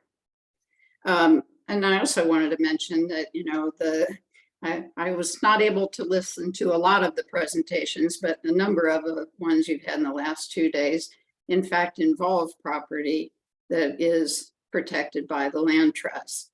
We have a long history of doing that, 25 years of riparian work in the Upper Columbia, and we have made property available for restoration in the Eniat, in the White River, in Nascent Creek, as you heard yesterday, in Icicle Creek, and the Wenatchee River. It's a high priority for us, and we're honored to work with these landowners on what is, I think, truly a model for the future of what we could do on this tributary, Shaston Creek, and a number of places where there are orchards right up next to the tributary. And as I mentioned, this is just an example because we do not have any assessments, as far as I know, of Mission Creek at these locations, but there are opportunities here which we can see with the naked eye. So, for example, on the left side of your picture here, where there's the dark area, that's the riparian habitat that is right next to where the creek has been shoved over there. And to the bottom left there, right out of my picture, there's a big hump of a dike, basically, that it certainly looks like was put in to prevent the stream from going back into its former channel here. So I think there's no question that there will be active restoration projects available on the properties once the orchard's gone and the property is protected. So can I ask any questions? I'll answer any questions. I'll certainly try. And Thanks, Dave, Vicki. I am not seeing the participants at the moment for hands, so if you can keep an eye out for that, that'd be great. Yeah, happy to. Thanks. Yeah, we've got about 5 minutes for questions. So looks like we have one from John. Go ahead, John Crandall. Yeah, I guess I'm just wondering, are these, and I don't know if you know or not, Mickey, thank you for the presentation. That was great and pretty exciting developments up there. Are those two diversions to be removed the same ones as were under consideration by Chelan County for modification? Or I think they're in the same reach, you know, but I guess I did hear that presentation yesterday, John. I specifically wanted to listen to it. I didn't think so. I was a little curious about the, first of all, I just saw them 2 days ago, and so they didn't look at all familiar. But I wondered whether the top one that he was talking about might have, and I did not have a chance to call Mike last evening and ask him about that. But certainly the other ones are all lower than this for sure. For sure. So I don't. John, I do. think there's no. Mickey, Yeah. I think that the one of those diversions, there's two that are indicated here, and I think that one of those is included with the package that Caputa has put in. The other diversion, I don't even know of that diversion. I'm not sure that it's even on the DFW site. Yeah, that's what I was thinking. If there was an overlap, it would be the last one. Yeah. yeah, okay, so that's something for the collective peoples to get together and figure out, like, what For sure. you can't modify a diversion that's being removed. No. Thank you.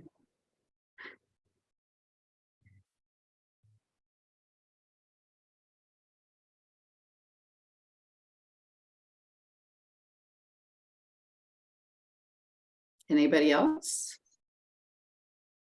We still have about 2 minutes for questions if there are others.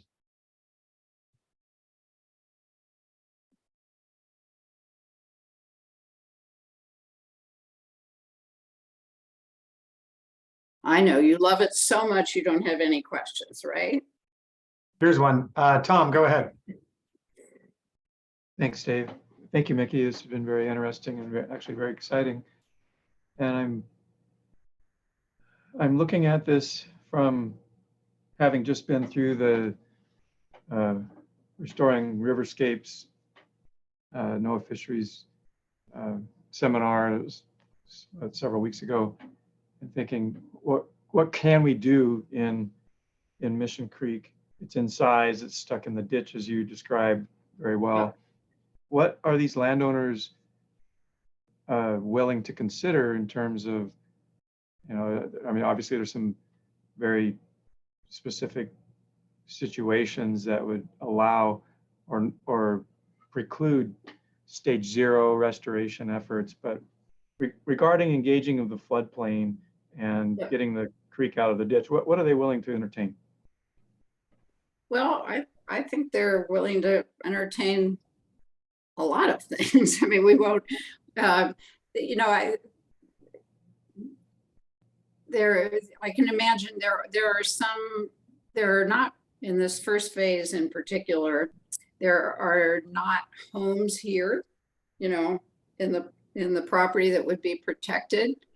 There are some accesses for existing residences or existing homes that would not be included in the easement, but they're, you know, they will still need access to get to their homes, right?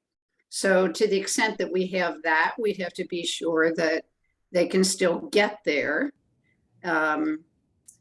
So, you know, that seems to me, and I was thinking about exactly that question earlier.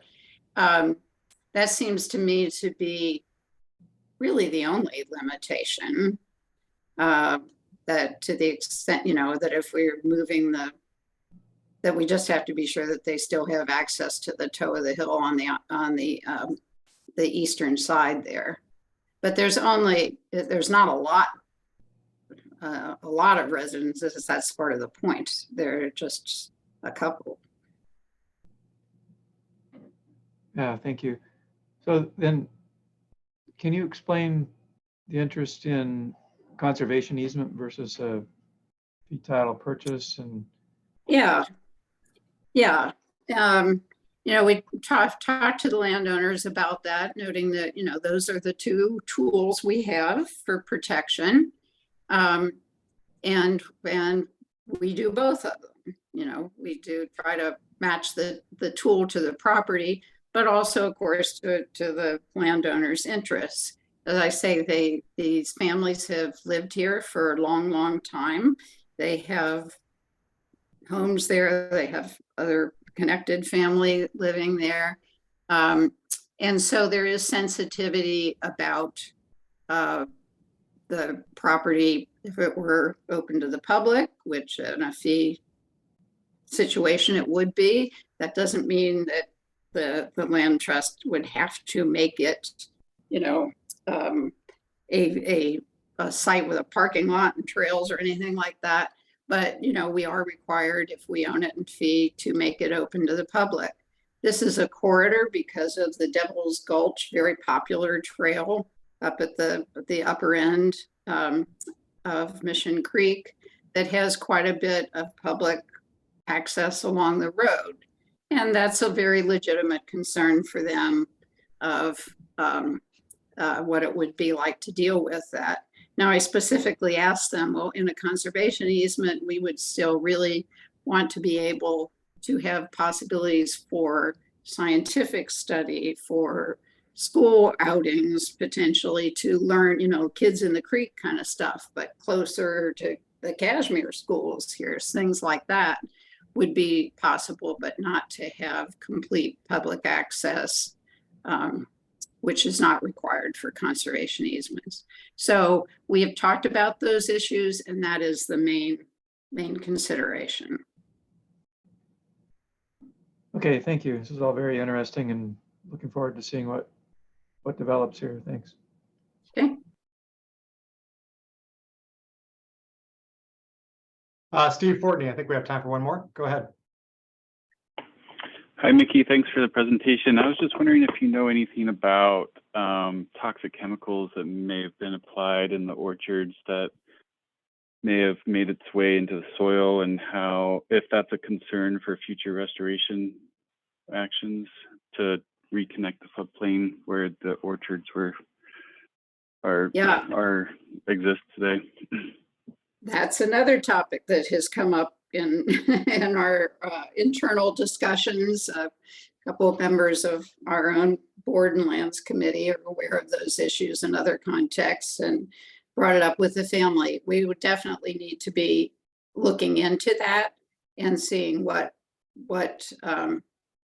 might need to be done. I guess the answer to the question is yes, there's been orchard there for a long time, and it's quite possible that that there is, that there were lead and arsenic that were used years ago for pesticide purposes there. What would have to be done for restoration there? That would have to be looked at.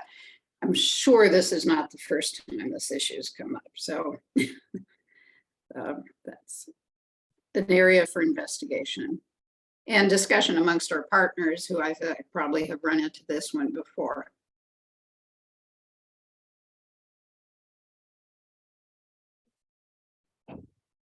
Great.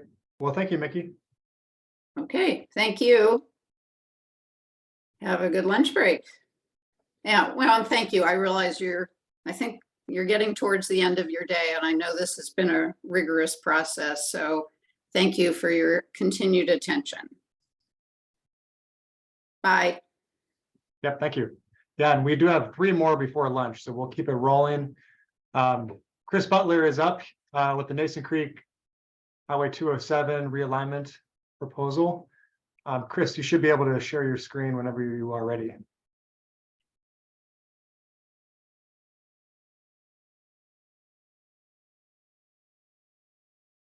Okay, can you see the screen? Yes, Okay. thank you. Hi, everyone, and welcome to the Yakima Nation Fisheries presentation of Nason Creek and State Route 207 Realignment Fish Habitat Enhancement Project in Chelan County, Washington. My name is Chris Butler, and I'm a habitat fisheries biologist with the Yakima Nation's Upper Columbia Habitat Restoration Project.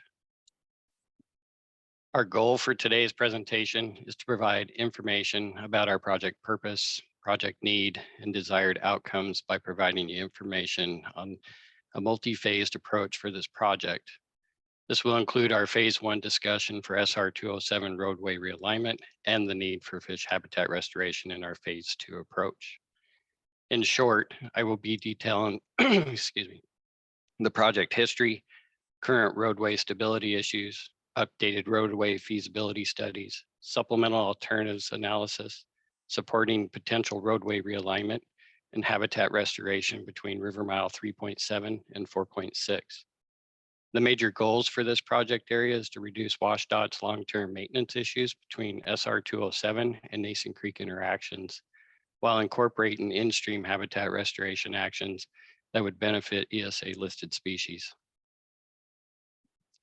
Our project partners in this area of Nason Creek are the United States Forest Service and Washington State Department of Transportation, whom we've conducted extensive aquatic restoration with in the past. Beyond their roles as resource managers in the project area, both agencies are looking to provide funding support for this project to address a shared resource concern.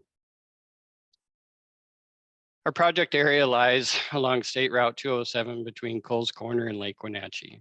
Our actual project area is 1.4 river miles in length, or from River Mile 3.25 to 4.6. Today's focus is on phase 1 and 2, which is located between River Mile 3.7 and 4.6. Property owners in this area include private landowners upstream and downstream of the project area.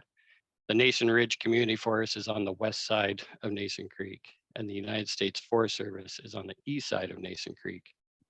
Nason Creek is ranked one of the highest tributaries in the Wenatchee watershed for both protection and aquatic habitat restoration for ESA listed species.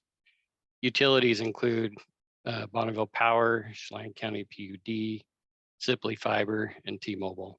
The ESA listed species are spring Chinook salmon, steelhead, and bull trout. Important life stages for these listed species are adult holding, spawning, summer rearing, and winter rearing. Multiple issues are occurring in this project area that need to be addressed. These include protecting and enhancing habitat for ESA listed salmons to support recovery, addressing negative impacts of State Route 207 to fish habitat and the floodplain environment, preventing the need for constant roadway maintenance and repairs due to highway location directly within Nason Creek floodplain, and addressing channel avulsion risk caused by the highway hydraulic impacts, which threaten potentially catastrophic future consequences for both the roadway and fish habitat. This image shows SR 207 in the middle of the floodplain as it was constructed in the 1940s. As you can see, SR 207 splits the floodplain almost in half. The current day alignment of Nason Creek is identified by the light blue, while the purple colored line is a historic alignment based on the glow map from the 1900. The red arrow at the bottom identifies the pre-1940s roadway path to Lake Wenatchee that today is known as Ritchie Road or US Forest Service Road 6603 that is located on the eastern slopes. The takeaway from this image is how SR 207 actually removed Nason Creek from accessing its eastern floodplain after 1943, which has focused the stream's energy and velocity into the highway alignment. A similar image to the previous slide, the red arrow in this image is pointing to a disconnected floodplain east of SR 207. The two red circles identify two of the major problem areas that are now required constant action by WashDOT for road repair.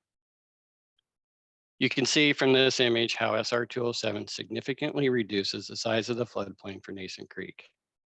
The roadway is forcing Nason Creek's energy and velocity into a direction that is not stable at these two locations. This has had a direct result of chronic highway and floodway interactions, which has resulted in extensive road damage and continuous road maintenance, as well as continuous negative impacts on fish habitat. If this is left unchecked, Nason Creek will continue its path along the roadway, and WashDOT will be forced to continue to expand its infrastructure protection. WashDOT has a program that's called the Chronic Environmental Deficiency Program. This program evaluates sites where frequent and chronic roadway damage issues persist. State Route 207 currently interacts with Nason Creek Channel at 3 locations, which are now listed by WashDOT as Chronic Environmental Deficiency Sites, or CED sites. These locations are identified by the circled areas on the map. The infrastructure for protecting the road in these areas results in a reduced amount of aquatic habitat and an increased amount of hardened bank surface. The 2 upper CED sites shown here as the upper and middle sites pose real threats to increased loss of habitat and infrastructure. The 2 locations require continuous monitoring and maintenance by WashDOT and land managers. The middle CED site, under the BPA power lines, shows a real threat of avulsion risk. The main channel location could change and be captured along the highway prism. If the channel avulses along the roadway, then an important flow intake culvert that was installed in 2007 by Chelan County under the highway could be undermined or abandoned, cutting off acres of side channel and wetland habitats from fish access.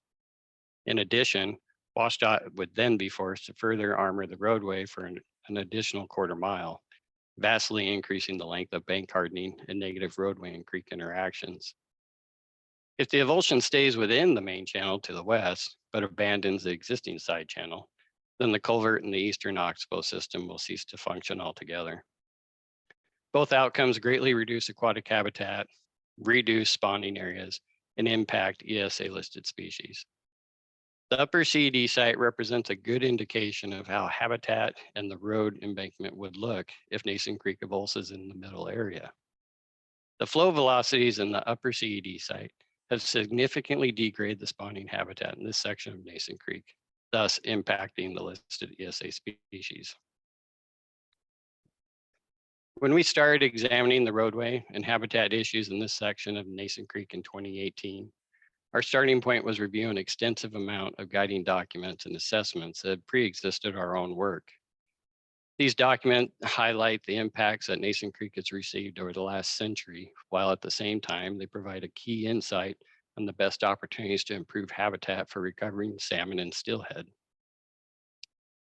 The common theme identified throughout all of these documents was the straightening of SR 207 in the 1940s within the floodplain. It is identified within these documents that the current road alignment constricts the floodplain, reroute the channel in some locations, cut off meanders, accelerated flows, and altered sediment routing, it is clearly recommended that the biggest biological benefit for Nason Creek would be to remove SR 207 from the floodplain.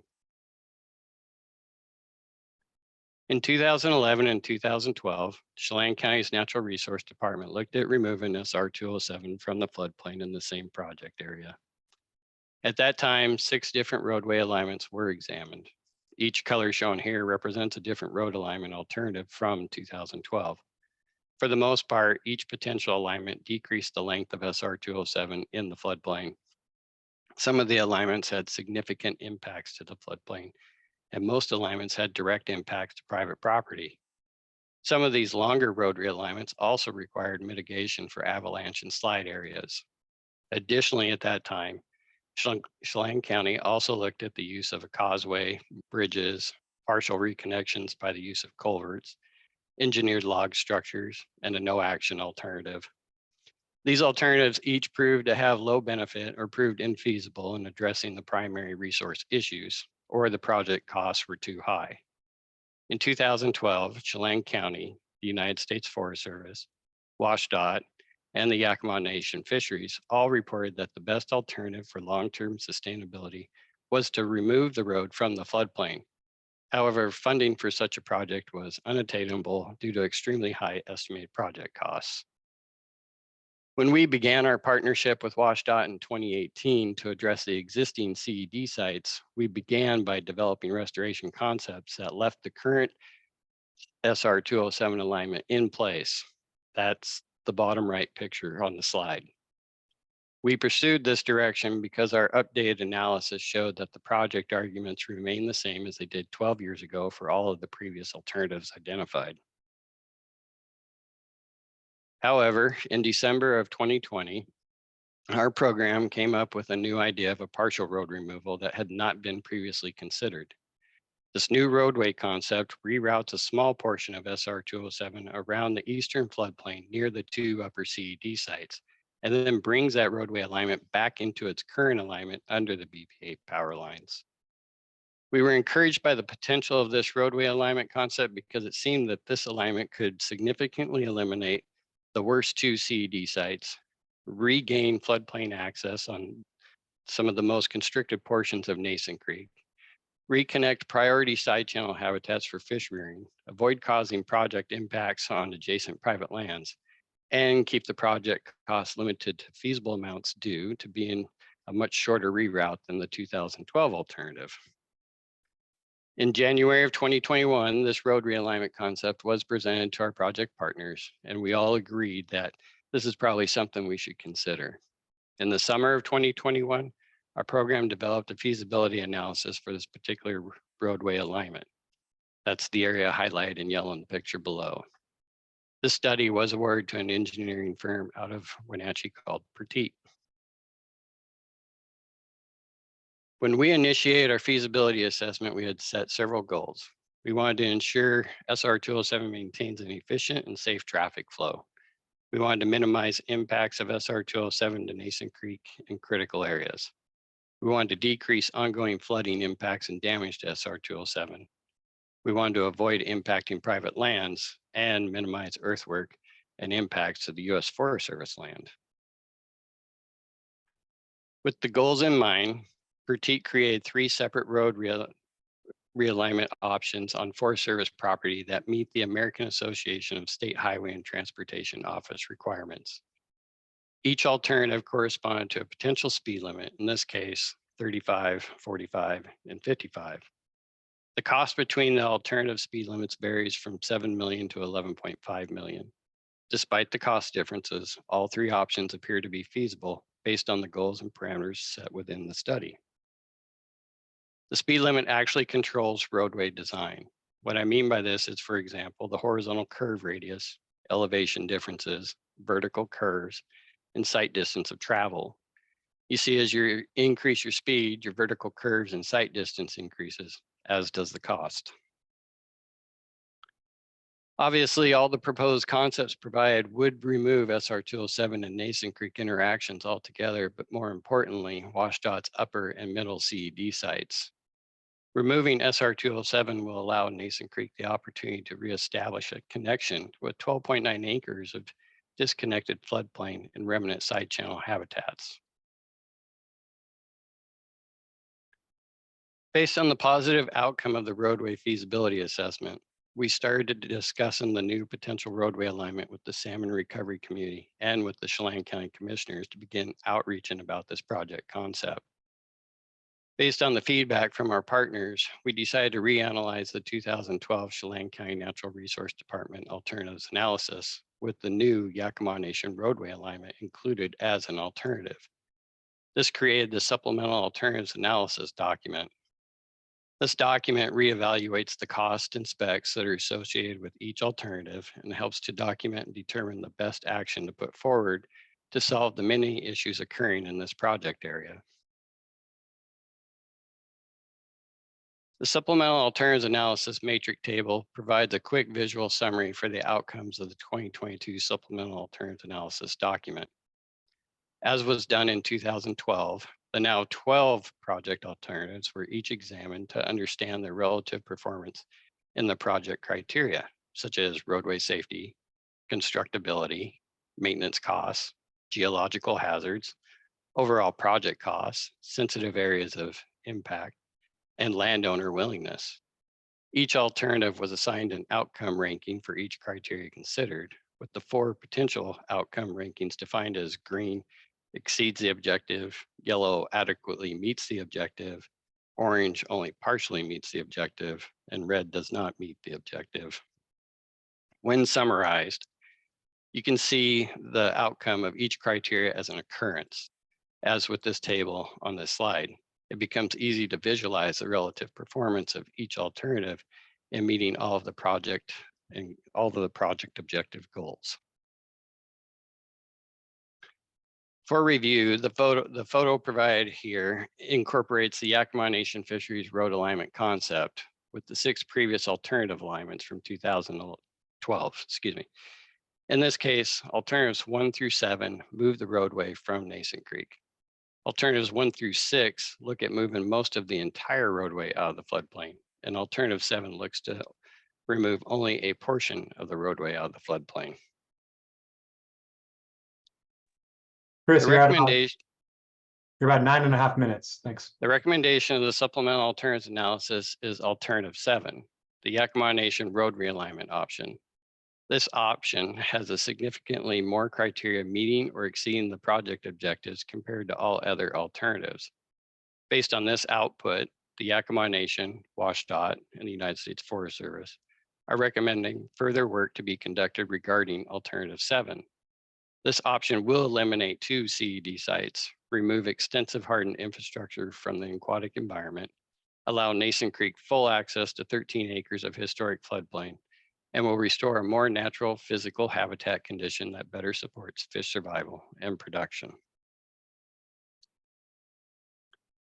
Here I am providing you with 2 identical pictures of the 100-year flood event from our hydraulic modeling efforts. The picture to the left illustrates the existing highway and road protection infrastructure.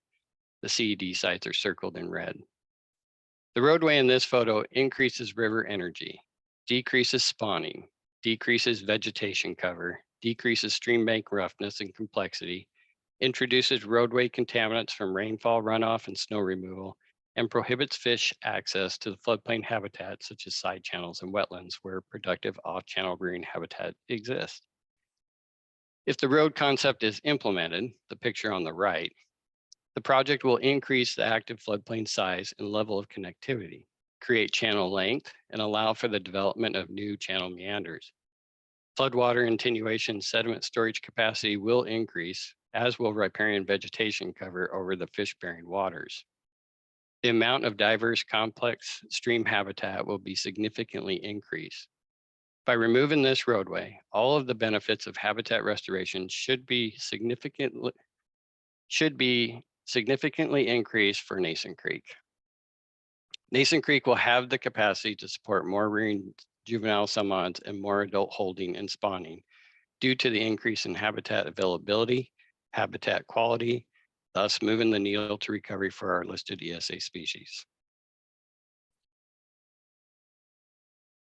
Having the result of the supplemental alternatives analysis document of phase 1 phase one's approach to the roadway removal, my program began looking into the opportunities of habitat restoration in the upper reach of our project area in the fall of 2021.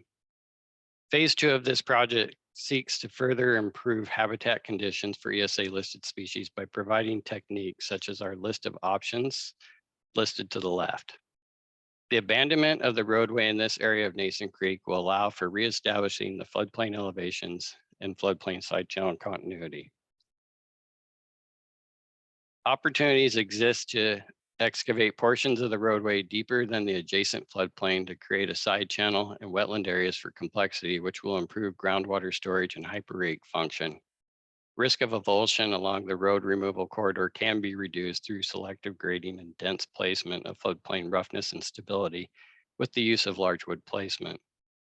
A number of large wood structure types are proposed both in the main channel of Nason Creek and along SR 207 embankment removal areas to provide complex summon holding and rearing habitat. Lastly, all the disturbed surfaces will be vegetated with appropriate wetland, riparian, and upland species. These additional in-stream restoration concepts of phase two can only be realized if phase one is able to come to fruition. As previously mentioned, attaining funding for the realignment of SR 207 in 2012 kept this project from moving forward, though that alternative was supported by Chelan County, WashDOT, United States Forest Service, Department of Fish and Wildlife, and the Yakima Nation. Currently, we are actively soliciting for funding to support continued design work and upcoming construction costs. We're continuing our discussions about the project scope, permitting pathways, and timeline with our project partners. We're actively increasing our communication outreach efforts with the community, resource interest groups, and the Chelan County to ensure that the public is well informed about this project proposal. We are hopeful to get everything in place to implement this needed restoration work starting in 2025 and proceeding through 2027. Chris, there's 5 minutes remaining. Thank you. Lastly, we have developed a web page on the Yakima Nation Fisheries website for this project. I'd like to encourage you to visit this web page. You will find the latest project updates, a recording of our public presentation, and all of the documents that I have discussed here today. I thank you for your time. I hope you now have a clearer understanding of the purpose and need for action in this area and understand what actions are being proposed to create lasting solutions for highway management and fish habitat in this critical habitat area. Thanks.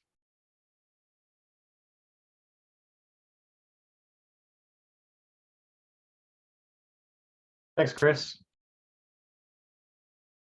Oops.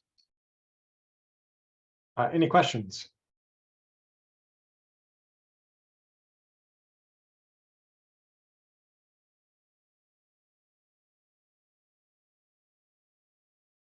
There's a lot of information in a short amount of time.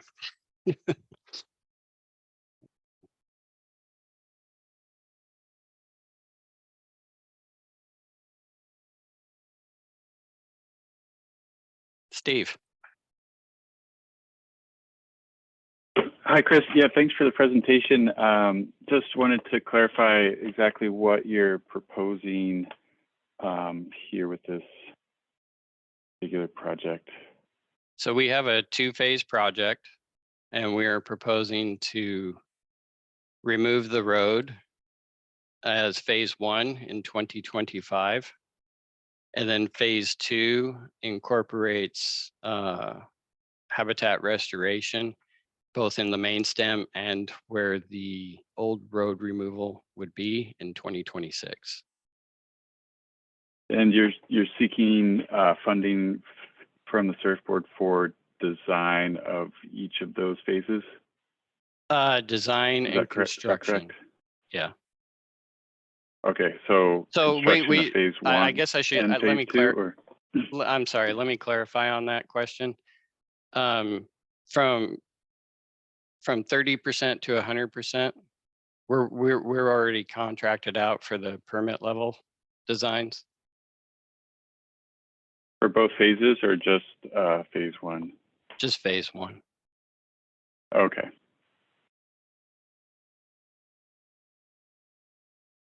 and then So you're construction as seeking, well. okay, you're seeking funding support for the construction of phase one? Yes.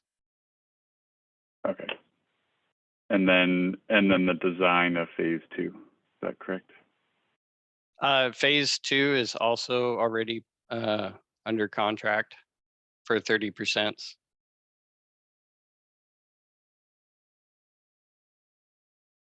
And the Okay. funding is really mostly needed for construction of the roadway, but design as well.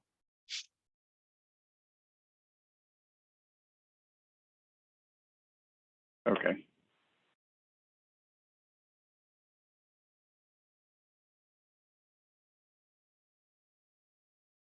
John Crandall, go ahead. Thanks, Chris. How does that downstream maintenance point that's not included in this proposal, what are potential needs for addressing that site? And would the proposed action phases 1 and 2 in any way prevent other, curtail or hinder alternatives for road realignment associated with that downstream site? Let me see if I understand your question. You're asking if the phase 1 or phase 2 impact anything at the third CED site that we're not discussing today?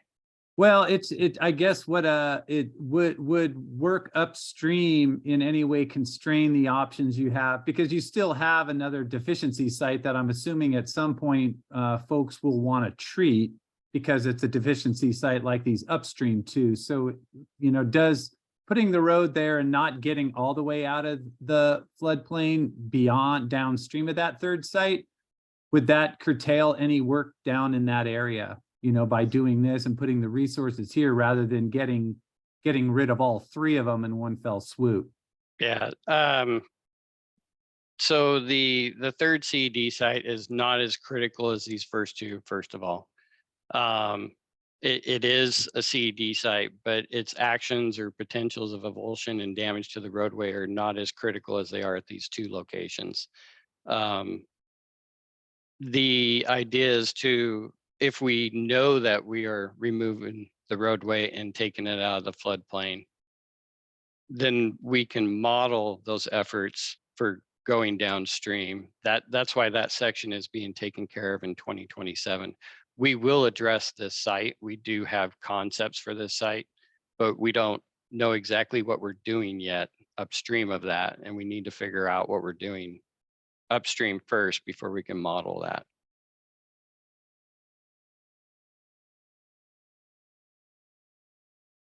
Thanks. Yeah, thank you. Tracy. Yeah, thanks, Chris. Just for clarification, I'm going to piggyback on what Steve Fortney was asking, because I think there's still a little bit of a confusion regarding what the $10 million is for. As I read your project application, I read it as the $10 million will complete phase 1 and 2. So it will complete the final designs and implementation of phase 1 and 2.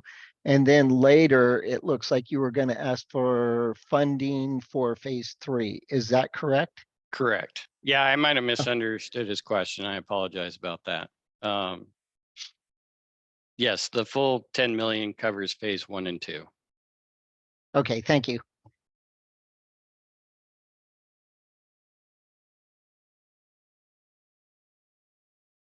Tom? Yeah, thank you, Chris. I appreciate Tracy's question and your answer to that. It's really helpful in clarifying what we're doing here. But now I'm have even greater interest in that third CED site. So we're perpetuating that as a CED site by not going clear around everything. And so do you have any sense at this point what kind of actions you might take obviously you said you were waiting for what was going to happen upstream before you knew what you were going to do with that site. But with some anticipation now that you will solve the upstream 2 sites, then the question becomes, how much do we spend remedying the 3rd site, and how does that compare with the costs associated with just bypassing everything and doing one of these larger going around all 3? Yeah. So I guess let me answer the last part of that question first. To go around, I mean, to put it back over there on the eastern slopes and to mitigate for avalanche and slide areas, the document that I was talking about earlier identifies the cost at around 35 million. But that where do you get the funding to cover that cost? And that was the issue back in 2011, 2012, and that is still the issue to this day. But yet we still have a severely pinched floodplain. And when you look at this image, one of the things that you'll notice is that the floodplain starts getting a lot wider down in that 3rd CED site. So currently the flows some flow is being removed and goes through culverts underneath the highway to the eastern side of the roadway. And then you have your flows on the west side of the roadway as well. So you have a reduced energy and velocities down in this location.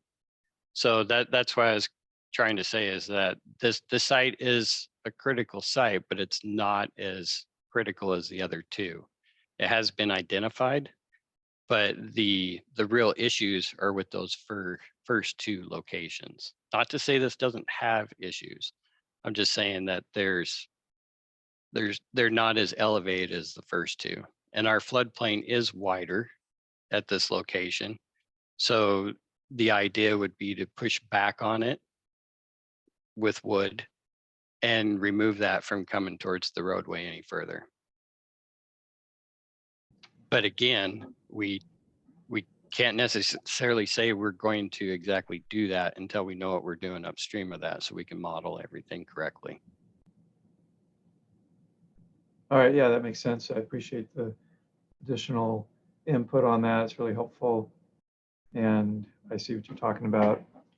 So, and I guess I'm still really interested in the full meal deal, but I appreciate legitimate concerns about where in the world to get the money. Is there any with this, before I abandon every hope for that one, with the infrastructure bill and all the various additional funding that may be available, has the state no other options I mean, we are looking at, every potential possibility that we can go after funding. We are actively doing that. It's a big chunk of change. That's the reality of it. And, we had our public meeting, and I'll be honest with you, there was a public member there that made the same comment. He wants to cry once, complain once. Yeah. All right, thank you, Chris. You bet. Okay, well, thank you, Chris. I do want to be mindful of time, so we'll have to move on to the next one. So thank you for your time in this project. And Brian, looks like you're on deck with the Upper Met Howe design and acquisition. Sounds good. So thank you, everybody. Hopefully I can get this working so that, can you see my screen? Yes. Okay. Hi, everybody. I'm Brian Fisher, Met Howe Salmon Recovery Foundation. I am here to present our Upper Met Howe design and acquisition project. This is in contrast to Chris Butler's presentation. This one's basically the 0% design. So I don't have a lot of fancy stuff to present, but this is a project that grew out of, or came kind of in response to John's the cold water refugee assessment that John recently completed, where he visited well over 100 cold water sites, cold water patches that were identified in the, like, I think the 2009 FLIR, and found that the vast majority of these were still persistent 10 to 15 years after they were after the FLIR flight that identified them. But one of his observations or conclusions was that many, if not most, of these sites lacked much in the way of habitat complexity and cover around them, which potentially limited the ability of fish to access and use these sites. So looking at this as an opportunity looking for an opportunity to get higher value for basically through the application of the standard tools that we use for habitat enhancement, we identified the Fawn Creek reaches 6 and 7 as having kind of that intersection of willing landowners, the opportunity for higher biological value, and in critical reaches. These are reaches ranked, I think they have rank 1 and 2 for restoration. So part of the reason going into that is there, in addition to the cold water patches that are in this area, there's quite a bit of low floodplain that's relatively accessible to the river. Along with a number of backwaters, alcoves, and it is in a gaining reach because of it is in a gaining reach. This is the reach just above the Weeman Bridge for those that are familiar. So there are a number of places that we can take advantage of to create better habitat in this area. Much of the land in this area has some level of protection, either through fee ownership or through conservation easements or public land. Two of the parcels along the left bank are owned by Manhattan Salmon Recovery Foundation. We're also working with the Edelweiss Commission that has expressed interest in partnering on restoration projects through here. In addition, as part of this request, we're looking to acquire one of the last pieces of unprotected land through here, which is a small, roughly half-acre piece on the left bank in between the two Manhattan salmon pieces. So the goals of the restoration project would be essentially to provide better, more accessible, increase the accessibility and the quality of the habitat around these cold water patches.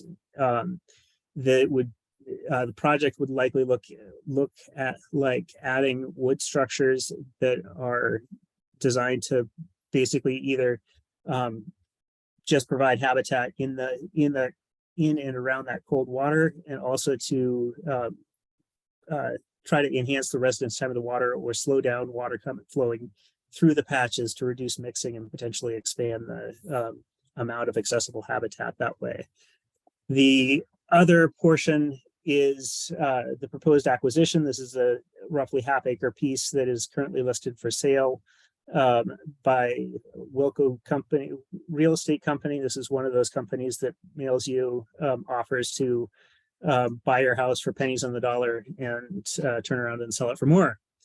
It is listed as a buildable lot for $60,000, and as I mentioned earlier, it is one of the few parcels in this reach that has no existing protection. Schedule wise, we're asking for money to go through preliminary design along with the acquisition. We would be looking to be ready for construction in 2025. So have the preliminary design done in fall of 2024 and complete the acquisition in that time frame. To complete this, we're asking for a total of $290,000. There may be a little bit of additional private match to support the acquisition, which is part of the reason the number looks like it does. And that's what I have. Again, this is design and the acquisition. Are there questions that I can answer? Or questions that I can't answer? I accept those too. Fair enough. It's like Brandon's got his hand up. Yeah, thanks, Brian. And Chris. Could you go back? I mean, where specifically are you intending to add wood? I mean, I mean, is it just throughout this area wherever we found cold water, areas of cold water? So Or is it? Do you have the LiDAR picture, Brian, that you could just throw up real quick? I do have the LiDAR picture here. So so yes, we have, to answer your question, Brandon, we are at the glimmer idea. And the idea would be going to those cold water patches and adding wood either above it to help essentially slow water flowing into those areas, as well as provide cover, or go downstream of the patch and provide scour and cover in close in. Yeah, no, I got that part. I'm trying to figure out the project footprint. Is it just throughout reaches 6 and 7 of Fawn Creek? Is that where you'd be looking? Essentially, it goes from the Weeman Bridge on up to the Oxbow, or the very wide, complex area of the Edelweiss Commission up near the upper end of the screen. Let's see. I think that's the. There you go. Yeah, and I think the reaches 6 and 7. I think reach 6 extends down past the Weeman Bridge a ways, so it kind of straddles that. And then the division between 6 and 7 is in between the two MSRF parcels, if I'm remembering correctly. Okay, no, I get it now. I see. I'm tracking your charts there. Thanks. Okay, thank you very much. Thanks, Brandon.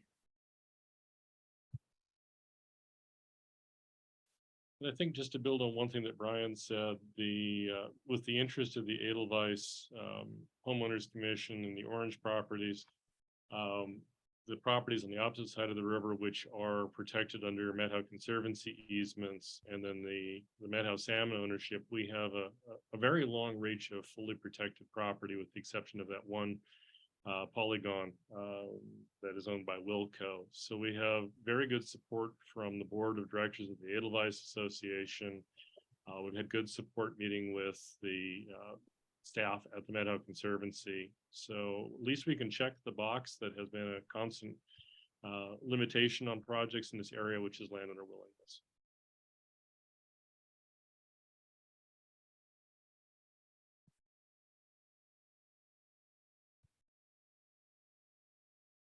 Does anyone else have any questions?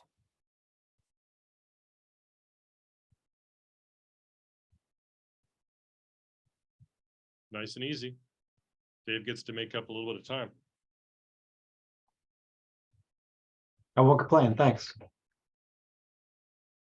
We can give him maybe 10 seconds for thoughts or questions before transitioning to the next one.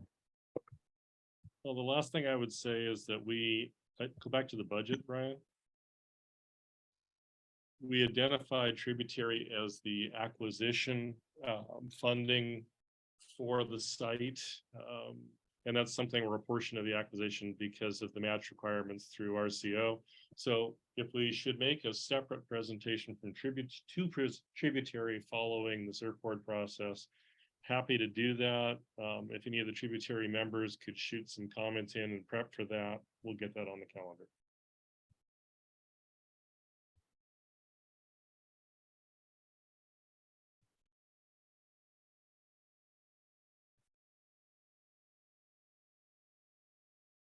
I like it. Should we just roll into the next one? I think so. Yeah, thanks. Okay, so Brian, I'm going to let you drive since it's on your computer and on Dave's computer rather than mine.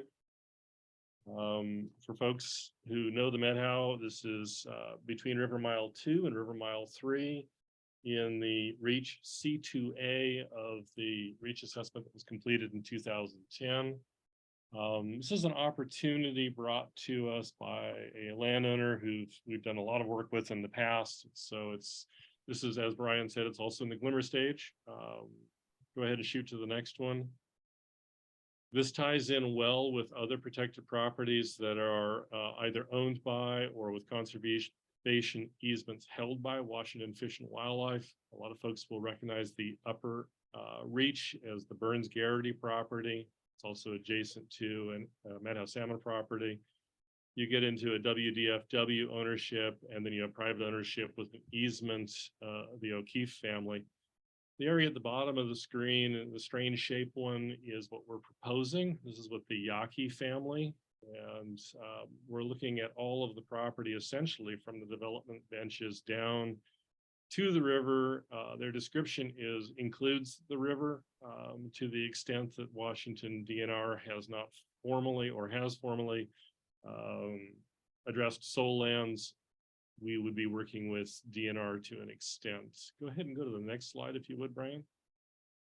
So circling in on this again, the reach protections in that C2A identified priorities for protection, number 1, and restoration and reconnection as number 3, and then a variety down 4 through 6 in doing in-stream complexity and riparian plantings. This area includes the entire riparian, wetland areas, and outflow from the O'Keefe, WDFW, and Garrity properties. Provides an opportunity for a connection point to the existing perennial off-channel habitat, and it reduces additional impacts from residential development adjacent to the river. The 2010 reach assessment identified opportunities for 2 LWD structures, 1 wetland habitat enhancement structure, and 1 side channel enhancement action, all within the area encompassed in that red outline. We've got about 6 acres of active floodplain and wetlands, 2,600 feet of river frontage. Go ahead and go to the next one if you would, Brian. This is somewhat arbitrary. We broke it based on the LIDAR at the slope break to divide a 36-acre property into 2 equal 18-acre properties.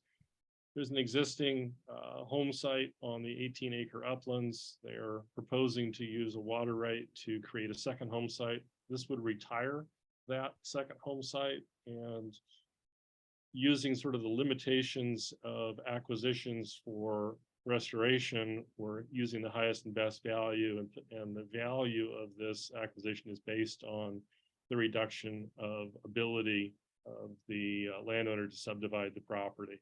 That would be secured through a perpetual easement in addition to the fee acquisition. This would secure access to the property, and we've already spoken with the adjacent upstream property owner where that blue line is heading towards the pond, and that family is on board with exploring the options that are available to make that into meaningful habitat. Next slide, please, Brian. So again, you can see the LIDAR here a little bit underneath some of the shading.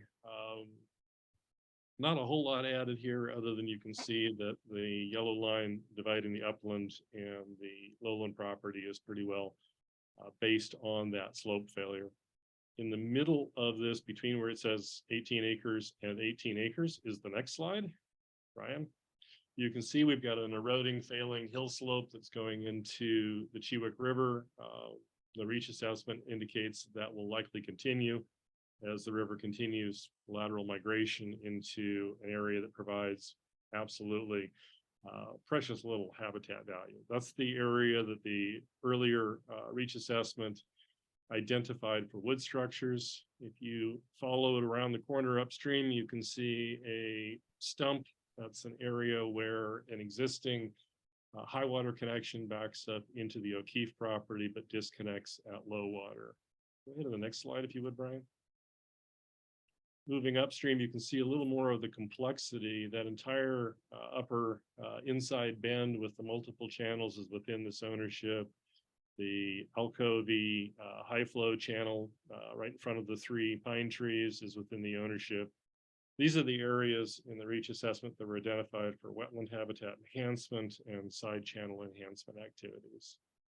Next slide, please. This is just sort of a schematic. It's really hard on an iPhone photo to identify and pick up the perennial ponds and the flow route. Pictures from yesterday. The blue ink is Brian's effort to cover up my crayon marks, and it pretty much shows the potential for that wetland enhancement. Next slide, please. You've got a rough budget here based on a landowner expectation of value of $400,000. They understand that we will need to complete an appraisal and we can't pay more than fair market value, but the budget that we prepared is pre-appraisal, so it's sort of the upper end of what could be necessary. We've kept project admin on this fairly light. You've got a little bit of professional services and appraisal and review. We have in the past successfully worked with the tributary to have that appraisal done independent of additional funds. That's also an option.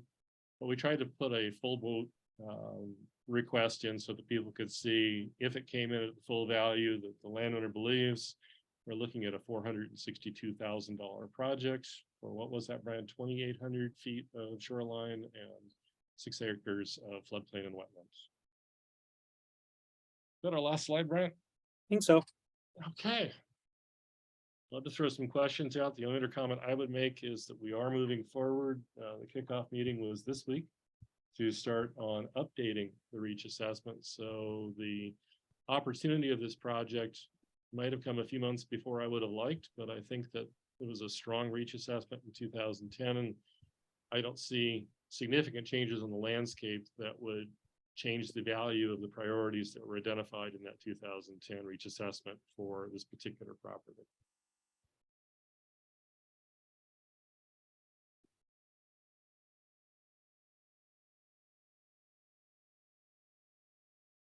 This is always the risk when you go before lunch, is everyone's already reading the menu.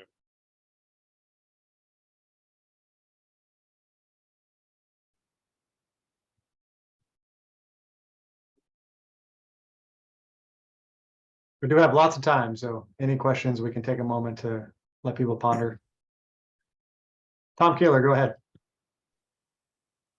Thanks, Dave. Thanks, Chris. So just so I understand correctly, so it's 36-acre parcel. You're proposing a subdivision and buying 18 of those, or? Yeah, we're proposing to use our ability as a nonprofit to do a public purposes segregation. Okay. And that doesn't require any change in zoning at all, because? Nope, it's a dead easy it's a fully administrative process. Okay. All right, thank you. Yeah, my pleasure. Thanks, Tom.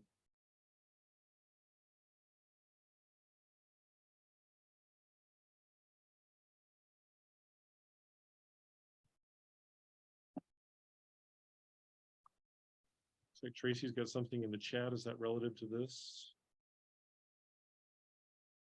It looks like it's not. It's was correcting an earlier statement, just trying to sneak it in there when no one was talking. Sorry. Well, good job, and I just help you highlight it. Great. Well, I don't mind an easy presentation at this level. We can certainly get out on the ground later when we're doing site visits and walk and look at these various opportunities. And I appreciate the time to present today. Great. Oh, looks like Tom does have one more question. Go ahead, Tom. Sorry, Chris, I didn't want you to get away. Or I was just thinking about actually the previous presentation that Brian gave about the upper Met Howe.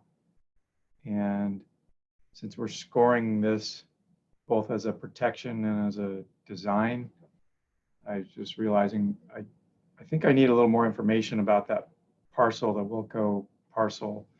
Is that something you could go back and talk about a little bit here? Certainly. Go ahead and dive back to it, Brian. Going back to the Wilco parcel. So what kind of information are you looking for, Tom? Yeah, it's kind of hard to see from, since it's all colored up.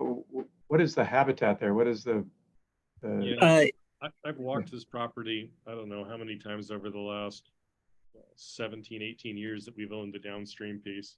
You've got a seasonal channel that is pretty well marked by the line of darker vegetation. You can still see it through the shading. There's a small amount of upland that just hugs the road. Everything else is active floodplain and active flood channels. You've got mature vegetation on the site. Brian, would you add additional to that? No, I think it covers it. It is a very small parcel. And it's a parcel that's basically 100, it's largely riparian with mature vegetation. It is squeezed between the road and the river in there. And unfortunately, if we looked a little further upstream, Okanagan County regulations allow a variety of actions to occur on properties like this where we might think that they shouldn't be allowed to happen. So there are processes. It's on the website advertised as buildable through a conditional use permit. It is certainly levelable and smoothed out to create RV camping seasonal use. We have a handful of those through the Met-How that we have not been able to get traction to acquire because of a perception of no risk that are now woefully impaired by human activities on them. So maybe, Tom, it would be good if I just give you like a 3-page, here are other properties that are very similar. Here's some on the ground photos, and here's what can happen to good properties with bad land use zoning. Yeah. All right. So that's helpful. So you said it has a seasonal channel. Does that connect on the property itself, or is it flowing through there? I mean, it looks like there's some. Yeah, it flows through the property and it hits the next two that are a lighter color of pink. Okay. And then if you look at the LiDAR, Brian, you might be able to zoom in on the LiDAR on that image. I might have to go. That might not be good enough. I don't know that I can do that. We'll provide you an here. image on answering that question, but we have a fairly extensive channel network that flows through the Met-How salmon properties, the Wilco property, and really engages in a variety of ways at different flows. So if they were to go in and do filling and modification of that high flow channel, they could certainly disrupt the flow down onto the protected Hess property and then the protected park property below that, and then on the surf.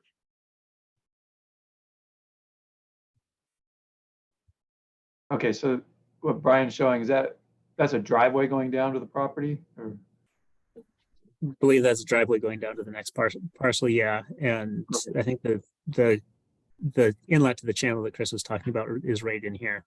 Mm-hmm. Okay. Looks like Chris has. Oh, go ahead. Sorry, Chris Fisher. Yeah, thanks.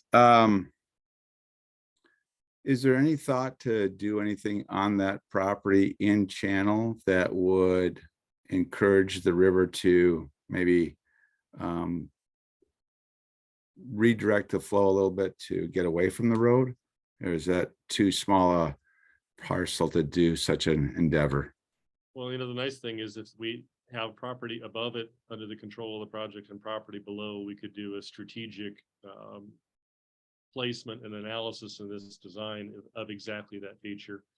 I really looked at this, Chris, as the loss of an opportunity to either engage side channel or expand habitat complexity, because it's the one parcel that has no controls on it. Okay. Yep. Thanks. Thank you.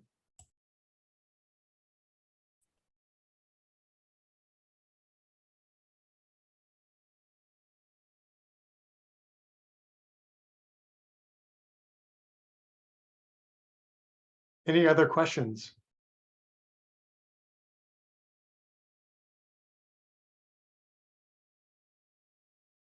Great. Well, Dave, I'll use you as a waypoint. We'll provide a little more information on details on that Fawn Creek acquisition so that people have a better idea of the ground conditions and the opportunities. And for the amusement, I will include the advertisement on the web. It gives you the idea of how people market these properties that we all think should be protected. So I'll get that to you within a day or so, Dave. Great.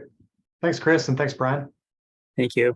Thanks everybody for time right before lunch. Speaking of lunch, Tracy Hillman, what do you think? Do you want to give folks a little extra time and just plan to continue after lunch at 1:10 as currently planned?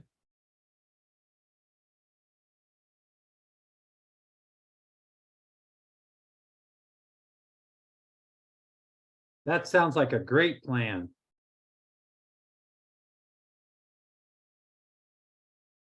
I think so too. So come back from lunch at 1:10. That's our plan. That works great for me. Tracy Hellman, any thoughts or preference?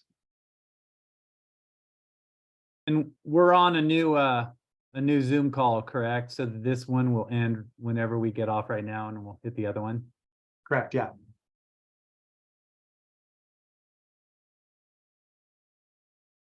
Okay, let's plan for it. We'll see everybody at 1:10, or the reviewers that being. Thanks, everybody. And CAC members, you're certainly welcome to listen in this afternoon as well.